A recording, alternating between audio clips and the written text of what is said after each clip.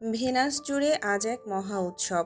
এল্ডো রাজ্যের আকাশে রঙিন আলোয় সাজানো বিশাল আয়োজন।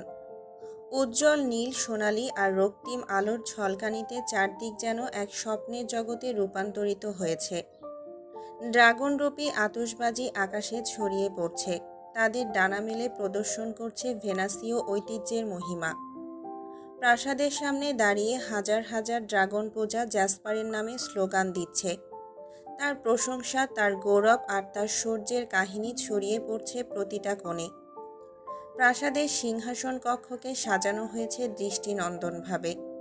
সোনালি আর রক্তিম মণির খচিত ঝাড়বাতি থেকে আলো ঠিকরে পড়ছে। বিশাল হলের দেয়ালের মাঝে জ্বলজ্বল করছে। মাঝখানে বিশাল এক সিংহাসন, যা সাদা ক্রিস্টাল আর গাঢ় নীল ড্রাগন শিল্পে খোদাই করা। সিংহাসনের দুই পাশে ড্রাগনের ডানা প্রসারিত মূর্তি দাঁড়িয়ে আছে, যেন জ্যাসপারের প্রহরী। সিংহাসনের উপরে এল্ডো রাজ্যের প্রতীক, এক সোনালি ড্রাগন মুকুট মাথায়। জ্যাসপার বসে আছে সিংহাসনে, তার চেহারায় বিজয়ের গর্ব আর কিছুটা ক্লান্তি। তার পরনে ড্রাগনের প্রতিচ্ছবিযুক্ত গভীর নীল আর কালো রঙের ব্লেজার স্যুট, যা তার শক্তি আর মর্যাদার প্রতীক। স্যুটের উপর খচিত সোনালি ড্রাগনের প্রতীক, যেন তার রক্তের শক্তির প্রতিনিধিত্ব করছে। তার কাঁধের উপর দিয়ে লাল আর সোনালি রঙের একটা ভারী কেপ ঝুলছে, যা তার রাজকুমারের মতো ভাবমূর্তি আরও বাড়িয়ে তুলেছে। তার গলায় রয়েছে সোনার তৈরি চেন, যার মধ্যে রয়েছে এল্ডো রাজ্যের প্রতীক। তার চুল নিখুঁতভাবে ব্রাশ করা, চোখে কঠোর অথচ গভীর এক দৃষ্টি। হাতে তার প্রিয় ড্রাগন চং খচিত আংটি, যা তার আভিজাত্য এবং শাসকের ক্ষমতার ইঙ্গিত দেয়। তার গলার ট্যাটু আর কানের দুলটা জ্বলজ্বল করছে। রাজ্যের প্রাসাদের বাইরে বিশাল উৎসব চলছে। মেঘের উপরে তৈরি আলোকিত পথ ধরে ভেসে বেড়াচ্ছে বিভিন্ন ড্রাগন আকৃতির আকাশযান। মাটিতে প্রজারা সুরে সুরে গাইছে জ্যাসপারের জয়গান। ড্রাগনের ডানার মতো করে তৈরি করা মঞ্চে নাচছে ড্রাগন নর্তকীরা, তাদের হাতে আলো ঝলমলে ফ্লেম ল্যান্স। জ্যাসপার সিংহাসনে বসে সবার দিকে নির্লিপ্ত দৃষ্টিতে তাকিয়ে আছে। তার মনে পৃথিবীর কথা, তার হার্মিংবার্ডের কথা, কিন্তু বাইরের এই উল্লাসে ভেনাসের প্রতি তার দায়িত্ব তাকে ভুলতে দিচ্ছে না নিজের অবস্থান। তবে তার চোখের কোণে এক মুহূর্তের জন্য যেন একটা ঝিলিক দেখা গেল, হয়তো ফিওনার কথা ভেবে, হয়তো নিজের আসন্ন ভবিষ্যতের অজানা যুদ্ধের কথা ভেবে। তবে এই মুহূর্তে পুরো ভেনাস জুড়ে একটাই সুর, জ্যাসপার এল্ডো রাজ্য আর পুরো ভেনাসের গৌরবময় রাজপুত্র। জ্যাসপারের ডান পাশে একটা আর বাম পাশে আরও একটা সিংহাসন, একে অপরের পাশে সমান দূরত্বে স্থাপিত। প্রতিটির নির্মাণেই ফ্যান্টাসির অনন্য শিল্পকর্ম।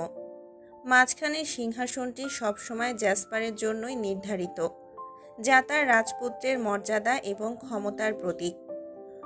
সিংহাসনের পাশে ছোট ছোট ড্রাগনের খোদাই করা লতাপাতার মতো কারুকাজ, যা জ্যাসপারের শক্তি আর শৃঙ্খলার প্রতীক। তার ঠিক পাশে বামে এবং ডানে বসেছে ড্রাকুনিস এবং অ্যাথেরিয়ন।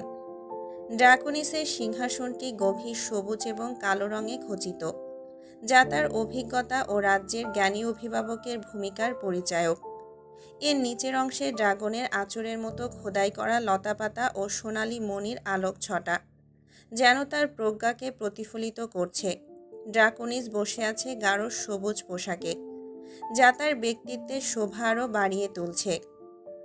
অ্যাথেরিয়নের সিংহাসনটি সাদা রূপালি রঙে খচিত, তার উদ্যমী এবং যুবাকালের প্রতীক।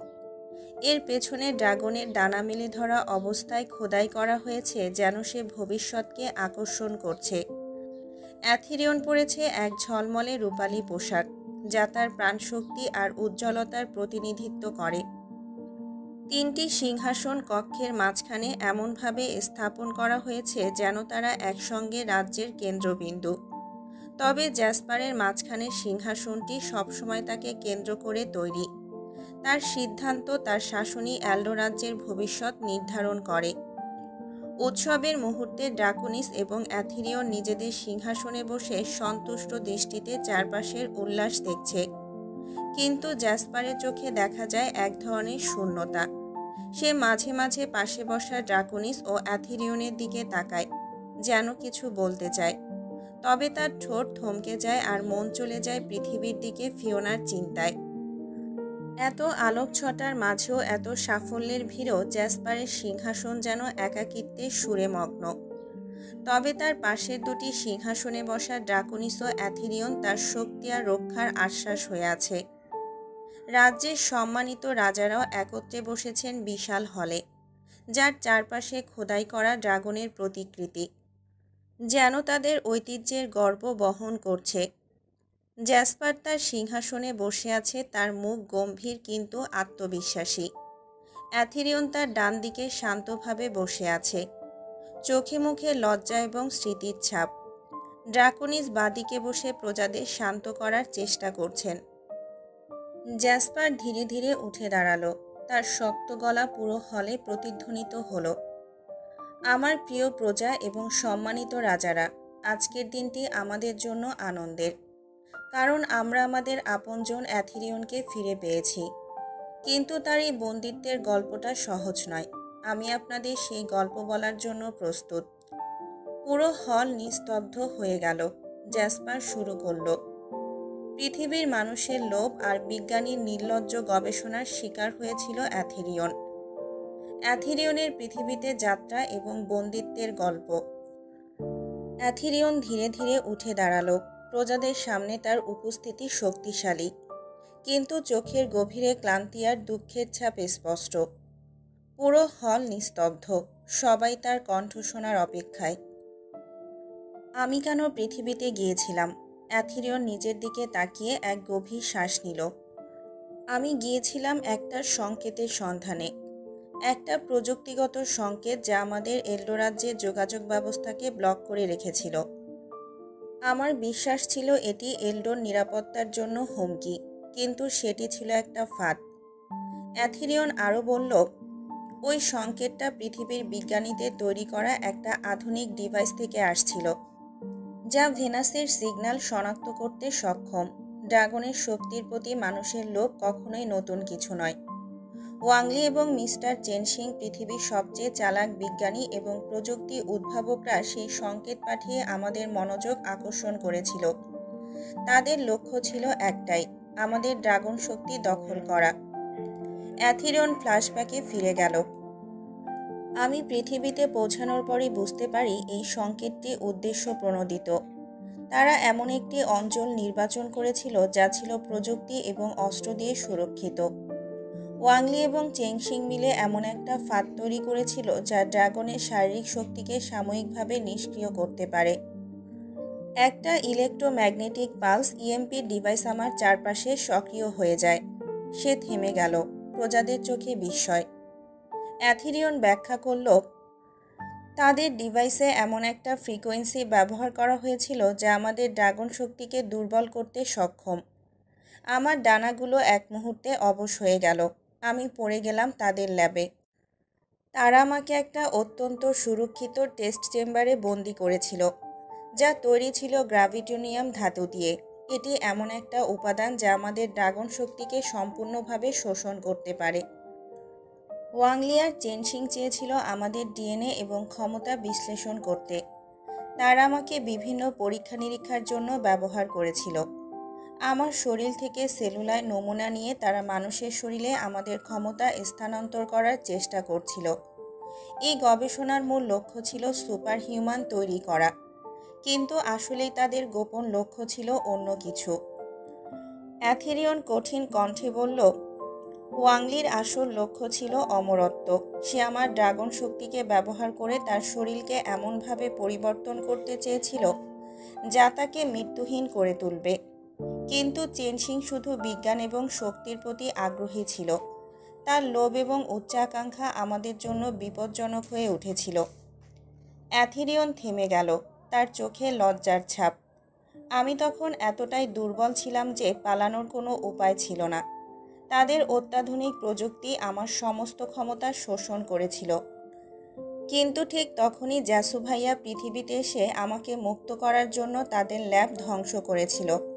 সে আমার শক্তি ফিরিয়ে দিয়েছিল এবং আমাদের রাজ্যের জন্য আমাকে জীবিত ফিরিয়ে এনেছে। সারা হলে ছড়িয়ে পড়ল শূন্যতা। সবাই স্তব্ধ। জ্যাসপার সিংহাসনে বসে অ্যাথিরিয়নের কথা শেষ হওয়া পর্যন্ত অপেক্ষা করল। তারপর উঠে বলল, এটি শুধু একটি গল্প নয়, এটি আমাদের জন্য সতর্কতা। পৃথিবীর মানুষের লোভ এবং তাদের প্রযুক্তি আমাদের জন্য হুমকি হতে পারে। আমাদের আরও শক্তিশালী হতে হবে এবং আমাদের রাজ্যকে আরও সুরক্ষিত করতে হবে। ড্রাকোনিস ধীর গভীর কণ্ঠে বলল, তারা অ্যাথিরিয়নকে কোথায় বন্দি করেছিল তা খুঁজে বের করতে আমাদের 1 বছর লেগে গিয়েছিল। এর কারণ ছিল তাদের ব্যবহৃত একটি অত্যাধুনিক ডিভাইস, যা শুধু অ্যাথিরিয়নের উপস্থিতি গোপন করেই রাখেনি, বরং আমাদের প্রযুক্তিগত সিস্টেমেও বিভ্রান্তি সৃষ্টি করেছিল। ড্রাকোনিস কথা চালিয়ে গেল, তাদের ডিভাইসটি ছিল একটা সিগন্যাল ডিসপারসাল ফিল্ড। এটি এমনভাবে ডিজাইন করা হয়েছিল যে অ্যাথিরিয়নের শরীর থেকে নির্গত কোনো শক্তি বা তরঙ্গ ভেনাসের যোগাযোগ সিস্টেম দ্বারা শনাক্ত করা সম্ভব ছিল না। তারা এই ডিভাইসটি তার বন্দিশালার চারপাশে সক্রিয় করে রেখেছিল, যা আমাদের সমস্ত অনুসন্ধানকে ভুল পথে পরিচালিত করত। ড্রাকোনিস নিজের হাত মুঠো করে বলল, আমরা যখন একটা দুর্বল সংকেত শনাক্ত করলাম তখন তা বিশ্লেষণ করতে এবং সঠিক লোকেশন চিহ্নিত করতে দীর্ঘ সময় লেগে গেল। কিন্তু তারা এতটাই চালাক ছিল যে সিগন্যালটি প্রতি 48 ঘন্টা পর পর তার অবস্থান পরিবর্তন করত। এটি তাদের মূল চেম্বারের অবস্থান গোপন রাখার কৌশল ছিল। ড্রাকোনিস এবার কিছুটা গর্বের সঙ্গে বলল, তবে শেষ পর্যন্ত আমাদের ভেনাসের বিজ্ঞানীদের প্রযুক্তি এবং আমার পুত্র জ্যাসপারের ধৈর্য এই সমস্যার সমাধান করল। জ্যাসপার ব্যক্তিগতভাবে একটা প্রোটোটাইপ ডিভাইস তৈরি করেছিল, যা সিগন্যাল ডিকোড করতে সক্ষম। সেই ডিভাইসটি আমাদের চূড়ান্ত লোকেশন খুঁজে পেতে সাহায্য করেছিল। ড্রাকোনিস থেমে অ্যাথিরিয়নের দিকে তাকালো। জ্যাসপার যখন পৃথিবীতে পৌঁছেছিল তখনও দেরি হয়ে গিয়েছিল। ওরা ইতিমধ্যে অ্যাথিরিয়নের শক্তি চুরি করার বেশ কিছু পরীক্ষা চালিয়েছিল। জ্যাসপার এবার হালকা হাসল। ওদের সিস্টেম ধ্বংস করতে আমাকেও বেশ বেগ পেতে হয়েছিল। আমি পৃথিবীর বিদ্যমান প্রযুক্তি এবং ভেনাসিয়ান প্রযুক্তির মিশ্রণে তৈরি একটা ইলেকট্রোম্যাগনেটিক পালস ডিভাইস ব্যবহার করি, যা তাদের সুরক্ষা ব্যবস্থা ধ্বংস করে দেয়। সেই ল্যাব পুরোপুরি ভেঙে ফেলতে এবং অ্যাথিরিয়নকে মুক্ত করতে পুরো 1 রাত লেগেছিল। প্রজারা বিস্মিত হয়ে শুনছিল, তাদের চোখে জ্যাসপারের প্রতি কৃতজ্ঞতার ছাপ। ড্রাকোনিস শেষ কথায় বলল, তাদের তৈরি প্রযুক্তি আমাদের জন্য বড় সতর্কবার্তা। এই ঘটনা আমাদের দেখিয়েছে পৃথিবীর মানুষ আমাদের শক্তি চুরি করার জন্য কতটা দূর পর্যন্ত যেতে পারে। এখন সময় এসেছে আরও উন্নত প্রযুক্তি এবং প্রতিরক্ষা ব্যবস্থা করার। গভীর রাত্রি। উৎসবের আমেজ ধীরে ধীরে মিলিয়ে গেছে। এলডো রাজ্যের রাজকুমার জ্যাসপার এখন বিশাল ল্যাবরেটরির কেন্দ্রীয় ঘরে বসা। তার চারপাশে থারিনিয়াস, অ্যাথিরিয়ন এবং আলবিরা সবাই ভেনাসের শক্তি এবং পৃথিবী থেকে আনা উপাদান নিয়ে গবেষণায় ব্যস্ত। ভেনাসিয়ান প্রযুক্তির আলোতে পুরো ঘরটা রহস্যময় ঝলমল করছে। জ্যাসপার নিজের এক্সিকিউটিভ চেয়ারে হেলান দিয়ে আকাশমুখী তাকিয়েছিল। তার সামনে একটা হোলো স্ক্রিনে এলডো রাজ্যের নতুন প্রযুক্তির ব্লুপ্রিন্ট ভাসছে। তবে তার চোখে ছিল ক্লান্তির ছাপ। সারা রাত গবেষণা, দায়িত্বের বোঝা আর পৃথিবীর স্মৃতিগুলো তাকে এক মুহূর্তের জন্য শান্তি দেয়নি। হঠাৎ জ্যাসপারে স্মার্ট ঘড়ি থেকে মৃদু সিগন্যাল এলো। স্ক্রিনে একটা চিহ্ন ভেসে উঠল। ফিওনা লকেট অ্যাক্টিভেট হয়েছে। জ্যাসপারের ঠোঁটের কোণে এক অদ্ভুত হাসি ফুটে উঠল। তার সমস্ত চিন্তার ক্লান্তি যেন মুহূর্তেই উধাও হয়ে গেল। লকেটের সিগন্যাল মানে একটাই, ফিওনা তাকে মিস করছে। সে ফিসফিস করে বলল, আমার হার্মিংবার্ড, এত রাতেও আমাকে মনে করছো? গবেষণা ও রাজ্যের দায়িত্ব পালনের কারণে সে ফিওনার সাথে কথা বলতে পারবে না। ইমেল পাঠানো বা অন্য কোনো উপায়ে যোগাযোগ করাও সম্ভব নয়। কিন্তু লকেটের স্পর্শ মানেই ছিল তার হৃদয়ের সঙ্গে ফিওনার অনুভূতির সংযোগ। ফিওনা যদি লকেটটা স্পর্শ করে তার মানে সে জ্যাসপারকে অনুভব করছে, মিস করছে। জ্যাসপার একটা দীর্ঘ নিঃশ্বাস নিল। এটাই আমার কাছে যথেষ্ট, সে মনে মনে বলল। তাকে সরাসরি কিছু বলতে না পারলেও এই ছোট্ট সিগন্যালই যেন পৃথিবীর সাথে তার সমস্ত সম্পর্ক পুনর্জীবিত করে। সে ঘড়ির স্ক্রিনে এক মুহূর্তের জন্য ফিওনার নামটি দেখে নিঃশব্দে চোখ বন্ধ করল। যত কঠিন কাজই সামনে থাকুক, এই ছোট্ট মুহূর্তটি তার হৃদয়ে শান্তি নিয়ে এলো। ডাইনিং টেবিলের উপর সাজানো ছিল নানা রকমের খাবার, চাইনিজ নুডলস, ডাম্পলিংস আর গ্র্যান্ডপার প্রিয় স্যুপ। কিন্তু ফিওনার মন নেই কোনো কিছুতেই। চামচ দিয়ে অন্যমনস্কভাবে স্যুপ নাড়ছে। চোখের নিচে গাঢ় কালি পড়ে গেছে, চুলগুলো এলোমেলো। জ্যাসপার চলে যাওয়ার 3 দিন হয়ে গেল, কিন্তু মনে হচ্ছে যেন 3 বছর পার হয়ে গেছে। তারপর ধীরে ধীরে উঠে জানালার পাশে গিয়ে বসে পড়ল। ঘরের বাইরে রঙিন বাতি জ্বলছে, কিন্তু ফিওনার মনে কেবল সেই এক আলো, সন্ধ্যা তারা, যেটি এখন ভেনাসের প্রতীক তার জন্য। সে জানালার বাইরে তাকিয়ে নিজেকেই বলল, তুমি কি জানো প্রিন্স, প্রতিদিনই তারা দেখে তোমাকে খুঁজে ফিরি। তুমি বলেছিলে ভেনাসই তোমার রাজ্য, তবে আজ মনে হয় সেই রাজ্যের একটা অংশ আমার হৃদয়ে আছে। তারা ঝিকিমিকি করতে থাকে। ফিওনার মনে পড়ে জ্যাসপারের কথা, তার হাসি, তার স্পর্শ, তার চোখে সেই গভীরতা, আর তার মুখে সেই ভালোবাসার নাম, হার্মিংবার্ড। গভীর রাত হয়ে আসছে, কিন্তু ফিওনা জানালা ছেড়ে উঠতে পারছে না। বাতাসে জ্যাসপারের সেই পারফিউমের মৃদু ঘ্রাণ ভেসে আসে। লকেটটা ধরে সে ফিসফিস করে বলল, প্রিন্স, তুমি কি আমাকে শুনতে পাচ্ছ? আমি জানি হয়তো পারছো না, কিন্তু আমি জানি তুমি আমায় অনুভব করতে পারছো। তার চোখের কোণ ভিজে উঠল, কিন্তু ভেতর থেকে এক ধরনের শক্তি অনুভব করল। সেই সন্ধ্যা তারা যেন তাকে সান্ত্বনা দিচ্ছে। তার মনে প্রিন্স হয়তো দূরে, কিন্তু তার ভালোবাসা ঠিকই পৃথিবীতেই রয়ে গেছে। মিস্টার চেনসিং চুপচাপ বসে আছেন তার স্টাডি রুমে। তার টেবিলের উপর ছড়িয়ে আছে নানা গবেষণার নোট, আর তার হাতের মাঝে একটা ছোট্ট ছবি। ছোটবেলার ফিওনা। ফিওনার বর্তমান অবস্থাটা তার হৃদয় ভেঙে দিচ্ছে। সে জানে তার নাতনি কেন এত দিশেহারা, কারণটা যে জ্যাসপার তা তার কাছে আর অজানা নয়। সেদিন যখন ফিওনা বাড়িতে ঢুকে গ্র্যান্ডপাকে দেখেছিল, তাদের দুজনেই যেন কত বছরের কষ্ট ভুলে কেঁদেছিল। ফিওনার চোখের জল দেখে মিস্টার চেনসিংয়ের মনে হয়েছিল, এই মেয়েটাই কেবল একমাত্র মানুষ যার কারণেই মিস্টার চেনসিং এখনও বেঁচে আছে। এই মেয়েটা ছাড়া তার যে পৃথিবীতে আর কেউ নেই। প্রিয় নাতনিকে দেখে সে এতটাই আনন্দিত হয়েছিল যা হয়তো কোনো ভাষায় প্রকাশ করা যাবে না। কিন্তু মিস্টার চেনসিং একটাই কথা লুকিয়ে রেখেছে। তিনি এতদিন ধরে জ্যাসপারের ল্যাবেই ছিলেন, একদম কাছ থেকে সব কিছু পর্যবেক্ষণ করেছিলেন। পরের দিনের জন্য প্রস্তুতি চলছে। মিস্টার চেনসিং আগামীকাল ফিওনাকে নিয়ে হসপিটালে যাবেন মিস ঝাংকে আনতে। তিনি জানেন মিস ঝাং ফিরলে ফিওনার মনের ভার কিছুটা হলেও কমবে। তিনি ফিওনাকে বললেন, ফিওনা, কাল থেকে তুমি ভার্সিটিতে ফিরে যাবে। জীবন থেমে থাকে না। মাই লিটল অ্যাঞ্জেল, তুমি পড়াশোনায় মন দাও। ফিওনা অন্যমনস্ক ভঙ্গিতে মাথা নাড়ল। তার চোখে এখনও সন্ধ্যা তারার প্রতিচ্ছবি। মিস্টার চেনসিং চিন্তিত হলেও জানেন ফিওনার সময়ের সঙ্গে তার মন শক্ত করবে। মিস্টার চেনসিং মনে মনে ভাবলেন, আমি জানি জ্যাসপার আর ফিওনার সম্পর্কটা সহজ নয়, কিন্তু আমি চাই না ফিওনার কষ্ট পাক। কাল থেকে আমি ফিওনার জীবনে নতুন অধ্যায় শুরু করার জন্য তাকে সাহায্য করব। এটা ভেবে তিনি তার চশমাটা খুললেন, চেয়ারে হেলান দিলেন। আগামীকাল নতুন একটা দিন আসবে, আর সেই দিন যেন তার নাতনির জন্য একটা নতুন আশার বার্তা নিয়ে আসে। ফিওনা আজ প্রায় 2 মাস পর পিকিং ইউনিভার্সিটিতে ফিরে এসেছে।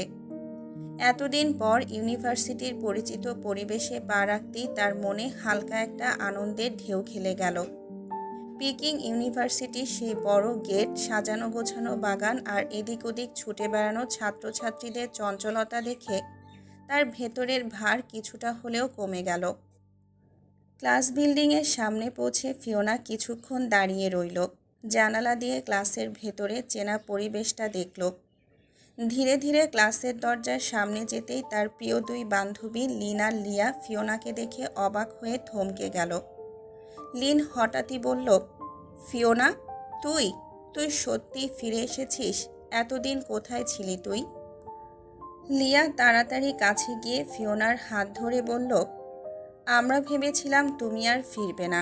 তুমি কতদিন ধরে আমাদের মেসেজের কোনো রিপ্লাই দাওনি।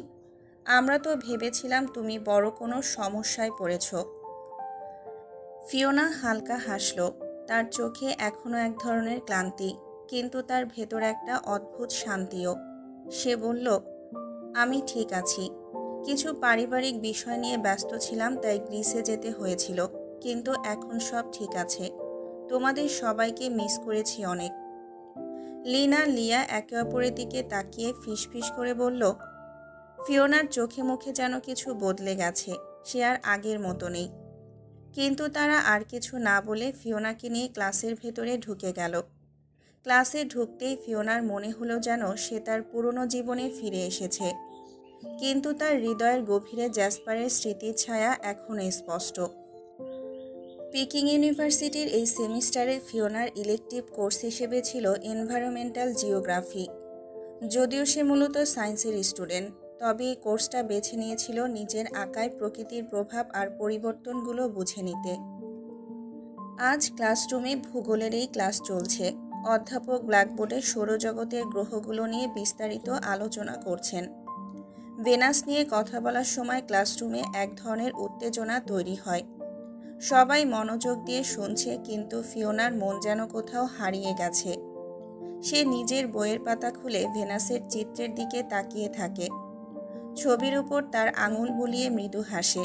তার মনের কোণে একটাই ভাবনা, জ্যাসপার এখানেই আছে। ভেনাসের পৃষ্ঠের অজস্র রহস্যময় পাহাড়, উপত্যকা আর আগ্নেয়গিরির ছবি দেখে ফিওনা নিজের মনের মধ্যে খুঁজে বের করার চেষ্টা করে জ্যাসপারের রাজ্যটা ঠিক কোথায়। এটা কি অ্যালডো রাজ্যের পাহাড়?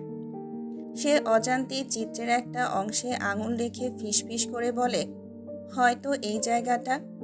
এখানে নিশ্চয়ই আমার প্রিন্সের সিংহাসন আছে। তার এই অদ্ভুত আচরণ লক্ষ্য করে পাশে বসা লিয়া কৌতূহল নিয়ে ফিসফিস করে জিজ্ঞেস করল, ফিওনা, তুমি কি দেখছো এত মনোযোগী হয়ে? ফিওনা হঠাৎই বাস্তবে ফিরে এলো। লিয়া হাসি চাপার চেষ্টা করে বলল, দেখে মনে হচ্ছে তুমি তো ভেনাস নিয়ে একেবারে মুগ্ধ। এমন কোনো রাজপুত্র খুঁজে পাওনি তো সেখানে? ফিওনা লাজুকভাবে মাথাটা নিচু করল। তার ঠোঁটের কোণে এক চিলতে হাসি ফুটে উঠল, কিন্তু সে কিছুই বলল না।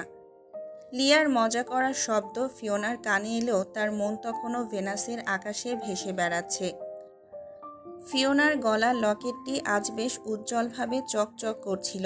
ক্লাসের আলোয় সেটি আরও আকর্ষণীয় লাগছিল। লিনা লিয়া প্রথম থেকেই ফিওনার লকেটটা লক্ষ্য করেছিল। ক্লাসের বিরতির সময় লিয়া ফিওনার পাশে বসে জিজ্ঞেস করল, এই লকেটটা এত সুন্দর তুমি কোথা থেকে পেলে? লিন আগ্রহ নিয়ে বলল, হ্যাঁ ফিওনা, এত ইউনিক ডিজাইন আমি এরকম আগে কখনোই দেখিনি। এটা কি কোনো স্পেশাল গিফট? ফিওনা লকেটটা আঙুল দিয়ে ছুঁয়ে মৃদু হাসল। তার মনে ভেসে উঠল জ্যাসপারের কথা, যে তাকে লকেটটা দিয়েছিল। লকেটটার ভেতরে ছিল ছোট্ট একটা গোপন টাচপ্যাড, যা শুধু ফিওনার স্পর্শেই সক্রিয় হবে। ফিওনা ধীরে ধীরে বলল, হ্যাঁ, এটা একটা গিফট, খুব স্পেশাল একজন দিয়েছে। লিন হেসে বলল, ও, তাহলে এটা নিশ্চয়ই তোর প্রিন্স চার্মিংয়ের কাছ থেকে পেয়েছিস। লিয়া ঠাট্টা করে বলল, প্রিন্স চার্মিং নাকি ভেনাসের কোনো রাজপুত্র? ফিওনা তাদের হাসির সঙ্গে মিশে গেল, কিন্তু তার চোখে মুখে এক ধরনের অনাবিল শান্তি খেলা করছিল। সে জানত তার এই লকেট শুধু একটা গিফট নয়, এটা তার আর জ্যাসপারের ভালোবাসার চিহ্ন। কথার মাঝেই লিয়া আবার বলল, সত্যি করে বলো ফিওনা, আমরা জানি তোমার জীবনে কেউ আছে। এত সুন্দর লকেট প্রিয় মানুষ ছাড়া কেউ দিতে পারে না। ফিওনা মৃদু হেসে লকেটটা ধরে বলল, হয়তো তোমরা সঠিক, তবে প্রিন্স চার্মিং কোথায় থাকে সেটা বলা যাবে না। লিনা লিয়া তখন আর কোনো কথা বলল না, শুধু পরস্পরের দিকে তাকিয়ে মুচকি হাসল। তাদের মনে তখনও রহস্যটা উন্মোচন করার চেষ্টা চলছিল। পেরিয়ে গেছে অনেকটা সময়। 2 মাস ধরে ভার্সিটি এবং পড়াশোনার প্রতি ফিওনার কোনো মনোযোগই ছিল না। আজ রেজাল্ট বের হতেই তার মনের ভেতর যে ভয় ছিল সেটাই বাস্তবে রূপ নিল। খাতায় তার নম্বর দেখে নিজের চোখকেও যেন বিশ্বাস করতে পারছিল না। লিন আর লিয়া তার এই অবস্থা দেখে বুঝতে পারছিল যে ফিওনার জীবনে কিছু একটা গভীরভাবে প্রভাব ফেলেছে। লিন জিজ্ঞেস করল, ফিওনা, তুই না কত ভালো স্টুডেন্ট ছিলি, এতটা খারাপ রেজাল্ট এটা কিভাবে সম্ভব? লিয়া যোগ করল, তোমার কিছু একটা হয়েছে ফিউ, প্লিজ আমাদের বলো, আমরা তো তোমার প্রিয় বন্ধু। কিন্তু ফিওনা কিছুই বলল না, শুধু ম্লান হাসি দিয়ে বলল, কিছু না, তোমরা এত ভেবো না আমাকে নিয়ে। হয়তো আমার মনোযোগ কম ছিল, তাই সমস্যা নেই, সামনের পরীক্ষাগুলো ভালোই হবে। রেজাল্ট নিয়ে বাসায় পৌঁছে ফিওনা সরাসরি নিজের ঘরে ঢুকে দরজা বন্ধ করে দিল। মিস ঝাং তখন ডাইনিং রুমে বসে চায়ের কাপ হাতে টিভি দেখছিলেন। তিনি এখন অনেকটাই সুস্থ আছেন। তিনি ফিওনার বিষণ্ণ মুখ দেখে কিছুটা চিন্তিত হয়ে বললেন, ফিওনার কি হয়েছে? মিস ঝাং মৃদু কণ্ঠে মিস্টার চেনসিংকে জিজ্ঞেস করলেন। মিস্টার চেনসিং জানতেন ফিওনা গত কয়েক মাস ধরে কতটা ভেঙে পড়েছে, কিন্তু তিনি কিছুই বললেন না, শুধু দীর্ঘশ্বাস ফেলে নিজের কাজ করতে চলে গেলেন। ঘরের দরজা বন্ধ করে ফিওনা চুপচাপ বিছানায় বসে পড়ল। তার চোখ ভিজে উঠল। তার মনে পড়ল মাউন্টেন গ্লাস হাউসে সেই দিনগুলো, জ্যাসপারের সাথে কাটানো মুহূর্তগুলো। লকেটটা হাতে নিয়ে সে তাকিয়ে বলল, তুমি তো বলেছিলে কোনোদিন আমাকে একা থাকতে দেবে না, তাহলে এখন আমি এতটা একা কেন? ঘরের জানালার পাশে দাঁড়িয়ে ফিওনা দৃষ্টি নিবদ্ধ করল আকাশে জ্বলজ্বল করা সন্ধ্যা তারার দিকে। তার চোখে গভীর ব্যথা আর অভিমানের ছায়া। নিজের হাতে থাকা লকেটটা আলতোভাবে স্পর্শ করল সে, যেন লকেটের মধ্যে লুকিয়ে থাকা স্মৃতিগুলো তার প্রিয় জ্যাসপারকে কাছে নিয়ে আসবে।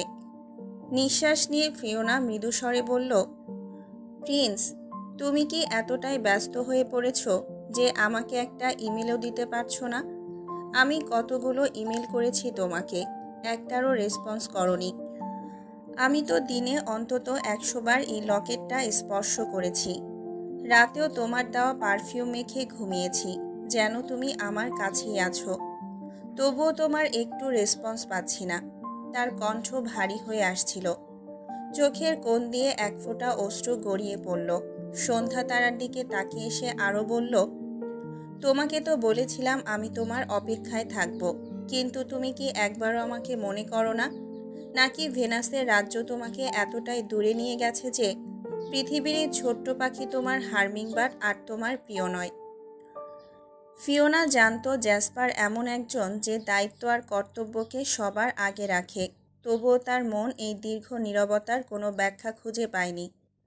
লকেটটা শক্ত করে ধরে সে বলল, প্রিন্স, তুমি যদি আমাকে ভুলে গিয়ে থাকো তাহলে আমি কেন তোমাকে ভুলতে পারছি না? বলো, আমি কেন তোমাকে এত ভালোবাসি? ফিওনার কথাগুলো যেন শূন্য আকাশের দিকে ছুটে গেল, কিন্তু কোনো উত্তর এলো না। শুধু সন্ধ্যা তারা অটুটভাবে আকাশে জ্বলছিল, যেন সে জ্যাসপারের নীরবতার একমাত্র সাক্ষী। রাত গভীর, বাড়ির পরিবেশ নীরব আর ভারী। ডাইনিং টেবিলে সবার জন্য খাবার সাজানো থাকলেও ফিওনার প্লেট খালি পড়েছিল। মিস ঝাং অসুস্থ থাকায় বাড়িতে আরেকজন মেড রাখা হয়েছে। বাড়ির সেই সাহায্যকারী এসে জানিয়ে গেল ম্যাডাম বলেছেন তিনি আজ খাবেন না। মিস্টার চেনসিং চুপচাপ বসেছিলেন। ফিওনার ভার্সিটি থেকে আসা ফোনের খবর তাকে গভীর চিন্তায় ফেলে দিয়েছে। তার প্রতিভাবান নাতনি যে সবসময় সেরা রেজাল্ট করত, আজ সে এত বাজে রেজাল্ট করেছে। চেনসিং বুঝতে পারলেন সমস্যাটা অনেক গভীর, যা এড়িয়ে গেলে ফিওনার ভবিষ্যৎ নষ্ট হয়ে যাবে। অবশেষে তিনি নিজের সিদ্ধান্ত নিলেন। রাতের নীরবতায় তিনি উঠে দাঁড়িয়ে ধীরে ধীরে ফিওনার ঘরের দরজার সামনে এসে দাঁড়ালেন। দরজায় নক করে বললেন, ফিওনা, দরজা খোলো, আমার তোমার সাথে জরুরি কথা আছে। ভেতর থেকে কোনো সাড়া পেলেন না। কয়েক সেকেন্ড অপেক্ষা করেও যখন ভেতরে কোনো শব্দ শোনা গেল না, তখন তিনি আবার বললেন, দরজা খুলতে হবে না যদি তুমি না চাও, কিন্তু শোনো ফিওনা, তুমি আর কতদিন এভাবে নিজেকে ধ্বংস করবে? তুমি কি জানো তোমার রেজাল্ট কতটা খারাপ হয়েছে? তুমি কি জানো এটা তোমার ভবিষ্যতের জন্য কতটা বিপজ্জনক? ফিওনা ভেতরে বসে আকাশের দিকে তাকিয়েছিল। মিস্টার চেন সিং এর কণ্ঠ তাকে তেমনভাবে স্পর্শ করতে পারছিল না। তিনি আবার বললেন, ফিওনা, আমি জানি তুমি কি হারিয়েছ। আমি জানি কি কারণে তুমি এই অবস্থায় পড়েছ। কিন্তু জানো তো, জীবন এভাবেই চলে। আমাদের উঠে দাঁড়াতে হবে। ফিওনা, দরজা খুলে আমার সাথে কথা বলো। ফিওনা দরজার কাছে এসে হাত রাখল, কিন্তু খুলল না। তার কণ্ঠ নরম অথচ বিষণ্ণ। ভেতর থেকে বলল, গ্র্যান্ডপা, দয়া করে আমাকে একা থাকতে দাও। আমি জানি তুমি আমাকে বোঝানোর চেষ্টা করছো, কিন্তু আমার যা হারিয়েছে তার ফিরে আসবে না। তুমি দয়া করে আমাকে সময় দাও। মিস্টার চেন সিং কিছুক্ষণ চুপ থাকলেন। তারপর বললেন, ঠিক আছে ফিওনা, কিন্তু একবার তো আমার সাথে কথা বলে দেখো। এই বয়সে এসে এত চিন্তা করলে আমি তো অসুস্থ হয়ে যাব। সেটা কি বুঝবে না তুমি? নিজের গ্র্যান্ডপাকে এভাবে কষ্ট দিতে পারবে তুমি? অবশেষে ফিওনা দরজাটা খুলে দিল। ধীরে ধীরে ঘরের ভেতর ঢুকলেন মিস্টার চেন সিং। ফিওনার হাত কাঁপছে। মনে হচ্ছিল এতদিনের গোপন কথাগুলো আজ বেরিয়ে আসার পর আর কোনো কিছুই গোপন থাকবে না। মিস্টার চেন সিং ধীরে ধীরে সোফায় বসে পড়লেন। তার চোখের গভীরতায় এক অজানা প্রশান্তি, যেন তিনি আগে থেকেই জানতেন আজ এই কথাগুলো শোনার দিন। ফিওনা তার পাশে বসল। চোখের কোণে জমে থাকা অশ্রু আড়াল করতে না পেরে সরাসরি বলেই ফেলল, গ্র্যান্ডপা, তুমি যে ড্রাগন অ্যাথিরিয়নকে বন্দি করেছিলে তার ভাই ভেনাসের ড্রাগন প্রিন্স, যে আমাকে কিডন্যাপ করেছিল, আমি আসলে তাকে ভালোবাসি, সেও আমাকে ভালোবাসে। আমাদের সম্পর্কটা অনেক গভীর পর্যন্ত পৌঁছে গেছে। ফিওনার কণ্ঠে অদ্ভুত এক কম্পন। মনে হচ্ছিল তার ভেতরের সমস্ত জগৎ যেন টুকরো টুকরো হয়ে যাবে। কিন্তু মিস্টার চেন সিং কোনো রাগ বা বিস্ময়ের প্রতিক্রিয়া দেখালেন না। বরং তার ঠোঁটে হালকা একটা স্মিত হাসি ফুটে উঠল। শান্ত গলায় বললেন, আমি জানি ফিওনা, আমি সবটাই জানি। ফিওনার চোখ বিস্ফোরিত হয়ে গেল। তুমি জানো? কিন্তু কিভাবে? মিস্টার চেন সিং ধীরে ধীরে বললেন, ওই ড্রাগন প্রিন্স জ্যাসপার, সে আমার সাথে কথা বলেছিল। ভেনাসে যাওয়ার আগে সে আমার সাথে দেখা করে গিয়েছিল। সে আমাকে বলেছিল তুমি তার কাছে কতটা গুরুত্বপূর্ণ। কিন্তু তার আরও অনেক দায়িত্ব আছে ফিওনা। সে শুধু একজন ড্রাগন নয়, সে ভেনাসের প্রিন্সও। ওর দায়িত্ব অনেক বড়। ফিওনা তৎক্ষণাৎ জিজ্ঞেস করল, কিন্তু গ্র্যান্ডপা, তাহলে 2 মাস হয়ে গেল, সে আমার সাথে কোনো যোগাযোগ করছে না কেন? ওর কি কোনো বিপদ হয়েছে, নাকি সে আমাকে ভুলে গেছে? মিস্টার চেন সিং ফিওনার মাথায় স্নেহ ভরে হাত বুলিয়ে বললেন, না ফিওনা, জ্যাসপার তোমাকে ভুলে যায়নি, কিন্তু তোমাকে বুঝতে হবে তার জীবনটা আমাদের মানুষদের মতো সহজ নয়। ভেনাসে ফিরে যাওয়ার পর থেকে ওর অনেক কাজ ও দায়িত্ব পালন করতে হচ্ছে। তার রাজ্যের জন্য সে অনেক বড় বড় সিদ্ধান্ত নিচ্ছে। ফিওনার চোখে পানি টলমল করছিল। কিন্তু আমি তাকে মিস করছি গ্র্যান্ডপা। আমি রাতে তার দেওয়া পারফিউম মেখে থাকি, তার দেওয়া লকেট স্পর্শ করি, কিন্তু কিছুতেই তার উপস্থিতি অনুভব করতে পারি না। সে কি আর আমার কাছে ফিরবে না? মিস্টার চেন সিং গভীর গলায় বললেন, ফিওনা, তোমাকে অপেক্ষা করতে হবে। ভালোবাসা যদি সত্যি হয় তাহলে কোনো বাধাই তাকে থামাতে পারবে না। আর জ্যাসপার, সে শুধু তোমাকে ভালোবাসে না, সে তোমার জন্য নিজের জীবনও দিতে পারে। তুমি শুধু একটু ধৈর্য ধরো। ফিওনা স্থির চোখে মিস্টার চেন সিংয়ের দিকে তাকিয়ে বলল, আমি আর কিছুদিন অপেক্ষা করব গ্র্যান্ডপা, কিন্তু যদি ততদিনেও জ্যাসপার আমার সাথে যোগাযোগ না করে, আমি নিজেই ভেনাসে যাব। আর সেই ব্যবস্থা তুমি করবে। আমাকে কথা দাও গ্র্যান্ডপা, তুমি আমাকে ভেনাসে যাওয়ার ব্যবস্থা করে দেবে। মিস্টার চেন সিং বিস্ময়ে হতবাক হয়ে গেলেন। তার কণ্ঠে চাপা উৎকণ্ঠা। তুমি কি পাগল হয়ে গেছো ফিওনা? মানুষ হয়ে ভেনাসে যাওয়ার কথা ভাবছো? ওখানের পরিবেশ, ওখানকার প্রকৃতি সব কিছুই ভিন্ন। তুমি এক মুহূর্ত টিকতে পারবে না সেখানে। ভেনাস কোনো সাধারণ জায়গা নয়। বিজ্ঞানীরা অনেক গবেষণা এবং প্রস্তুতি নিয়ে সেখানে যায়। সাধারণ মানুষ ওখানে যেতে পারে না, আর যাওয়ার অনুমতিও নেই। ফিওনা কোনো ভয় বা দ্বিধা দেখালো না। তার কণ্ঠে ছিল অদম্য সংকল্প।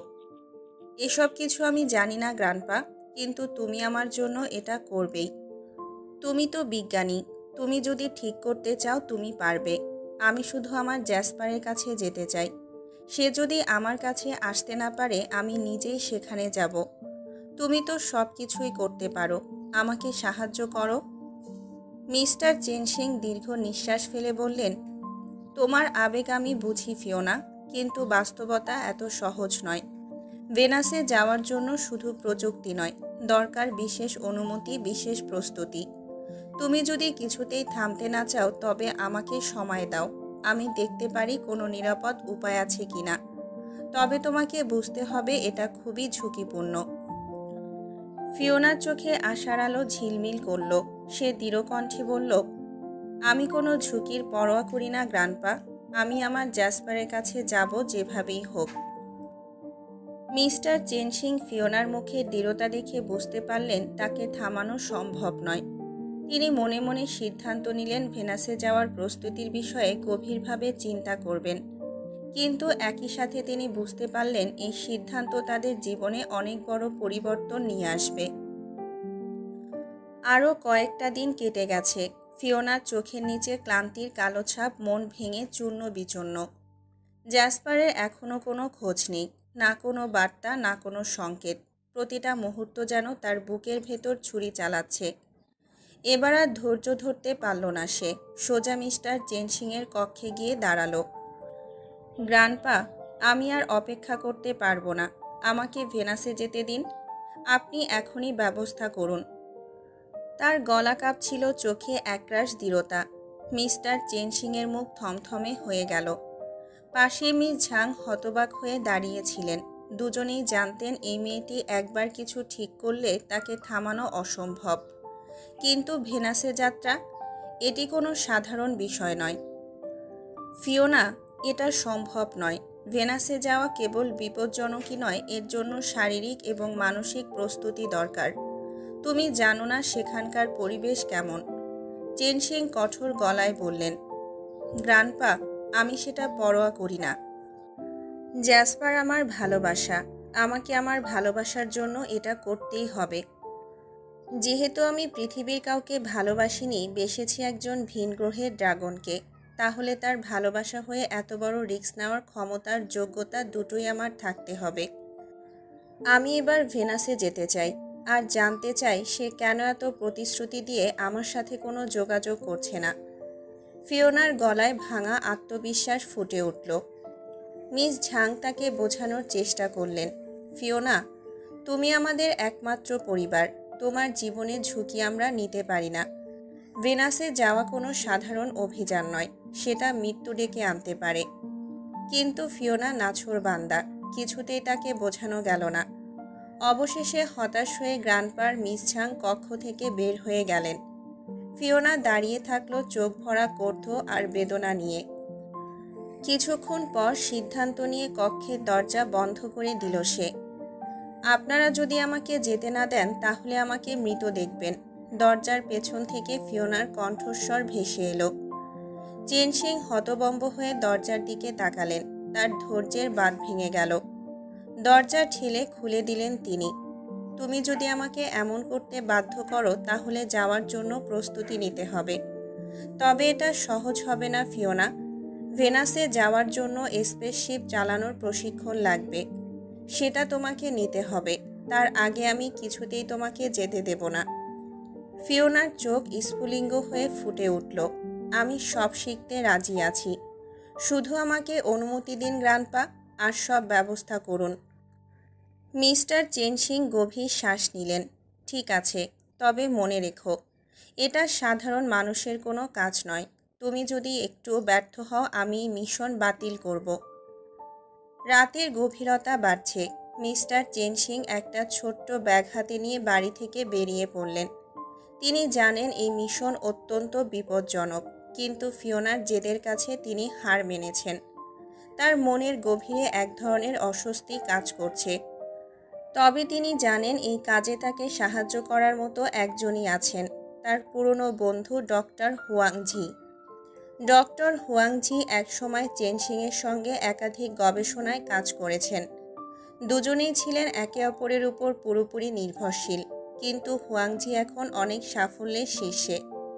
একটা অত্যাধুনিক ল্যাব পরিচালনা করেন এবং সবসময় নতুন কিছু আবিষ্কারের নেশায় ব্যস্ত। চেনশিং তার বাড়ি থেকে প্রায় 1 ঘন্টার দূরত্বে অবস্থিত হুয়াংঝির ল্যাবে পৌঁছালেন। রাতের অন্ধকারে ল্যাবটি যেন আরও রহস্যময় দেখাচ্ছিল। ল্যাবের নিরাপত্তা চেক পেরিয়ে তিনি ভেতরে ঢুকলেন। হুয়াংঝি তখনও তার ডেস্কে বসে কিছু পরীক্ষার কাজ করছিলেন। চেনশিংকে দেখে তিনি চমকে উঠলেন। চেন, তুমি এত রাতে এখানে? কিছু ঘটেছে নাকি? চেনশিং গভীর শ্বাস নিয়ে বললেন, হুয়াং, আমি তোমার সাহায্য চাইতে এসেছি, একটা খুবই গুরুত্বপূর্ণ বিষয়। হুয়াংঝি গম্ভীর মুখে বললেন, তোমার গলার স্বর শুনে মনে হচ্ছে ব্যাপারটা সহজ নয়। বসো, বলো কি হয়েছে। চেনশিং একটু থেমে ধীরে ধীরে সবটা খুলে বললেন। ফিওনার জেদ, জ্যাসপারের কথা, ভেনাসে যাওয়ার পরিকল্পনা এবং স্পেসশিপের প্রয়োজনীয়তা। হুয়াংঝি হতবাক হয়ে শোনেন। তুমি কি পাগল হয়ে গেছো চেন? একজন সাধারণ মানুষকে ভেনাসে পাঠানোর পরিকল্পনা করছো? জানো না ওখানকার পরিবেশ আমাদের জন্য কতটা প্রতিকূল? এটা অসম্ভব। চেনশিং শান্ত গলায় বললেন, আমি জানি হুয়াং, কিন্তু ফিওনা আমার নাতনি। ওর জেদার ভালোবাসা এতটাই গভীর যে আমি ওকে থামাতে পারিনি। তুমি যদি সাহায্য না করো ও হয়তো নিজের জীবন শেষ করে দেবে। তুমি তো জানো আমি ওর জীবন রক্ষা করতে যা করা লাগে তাই করব।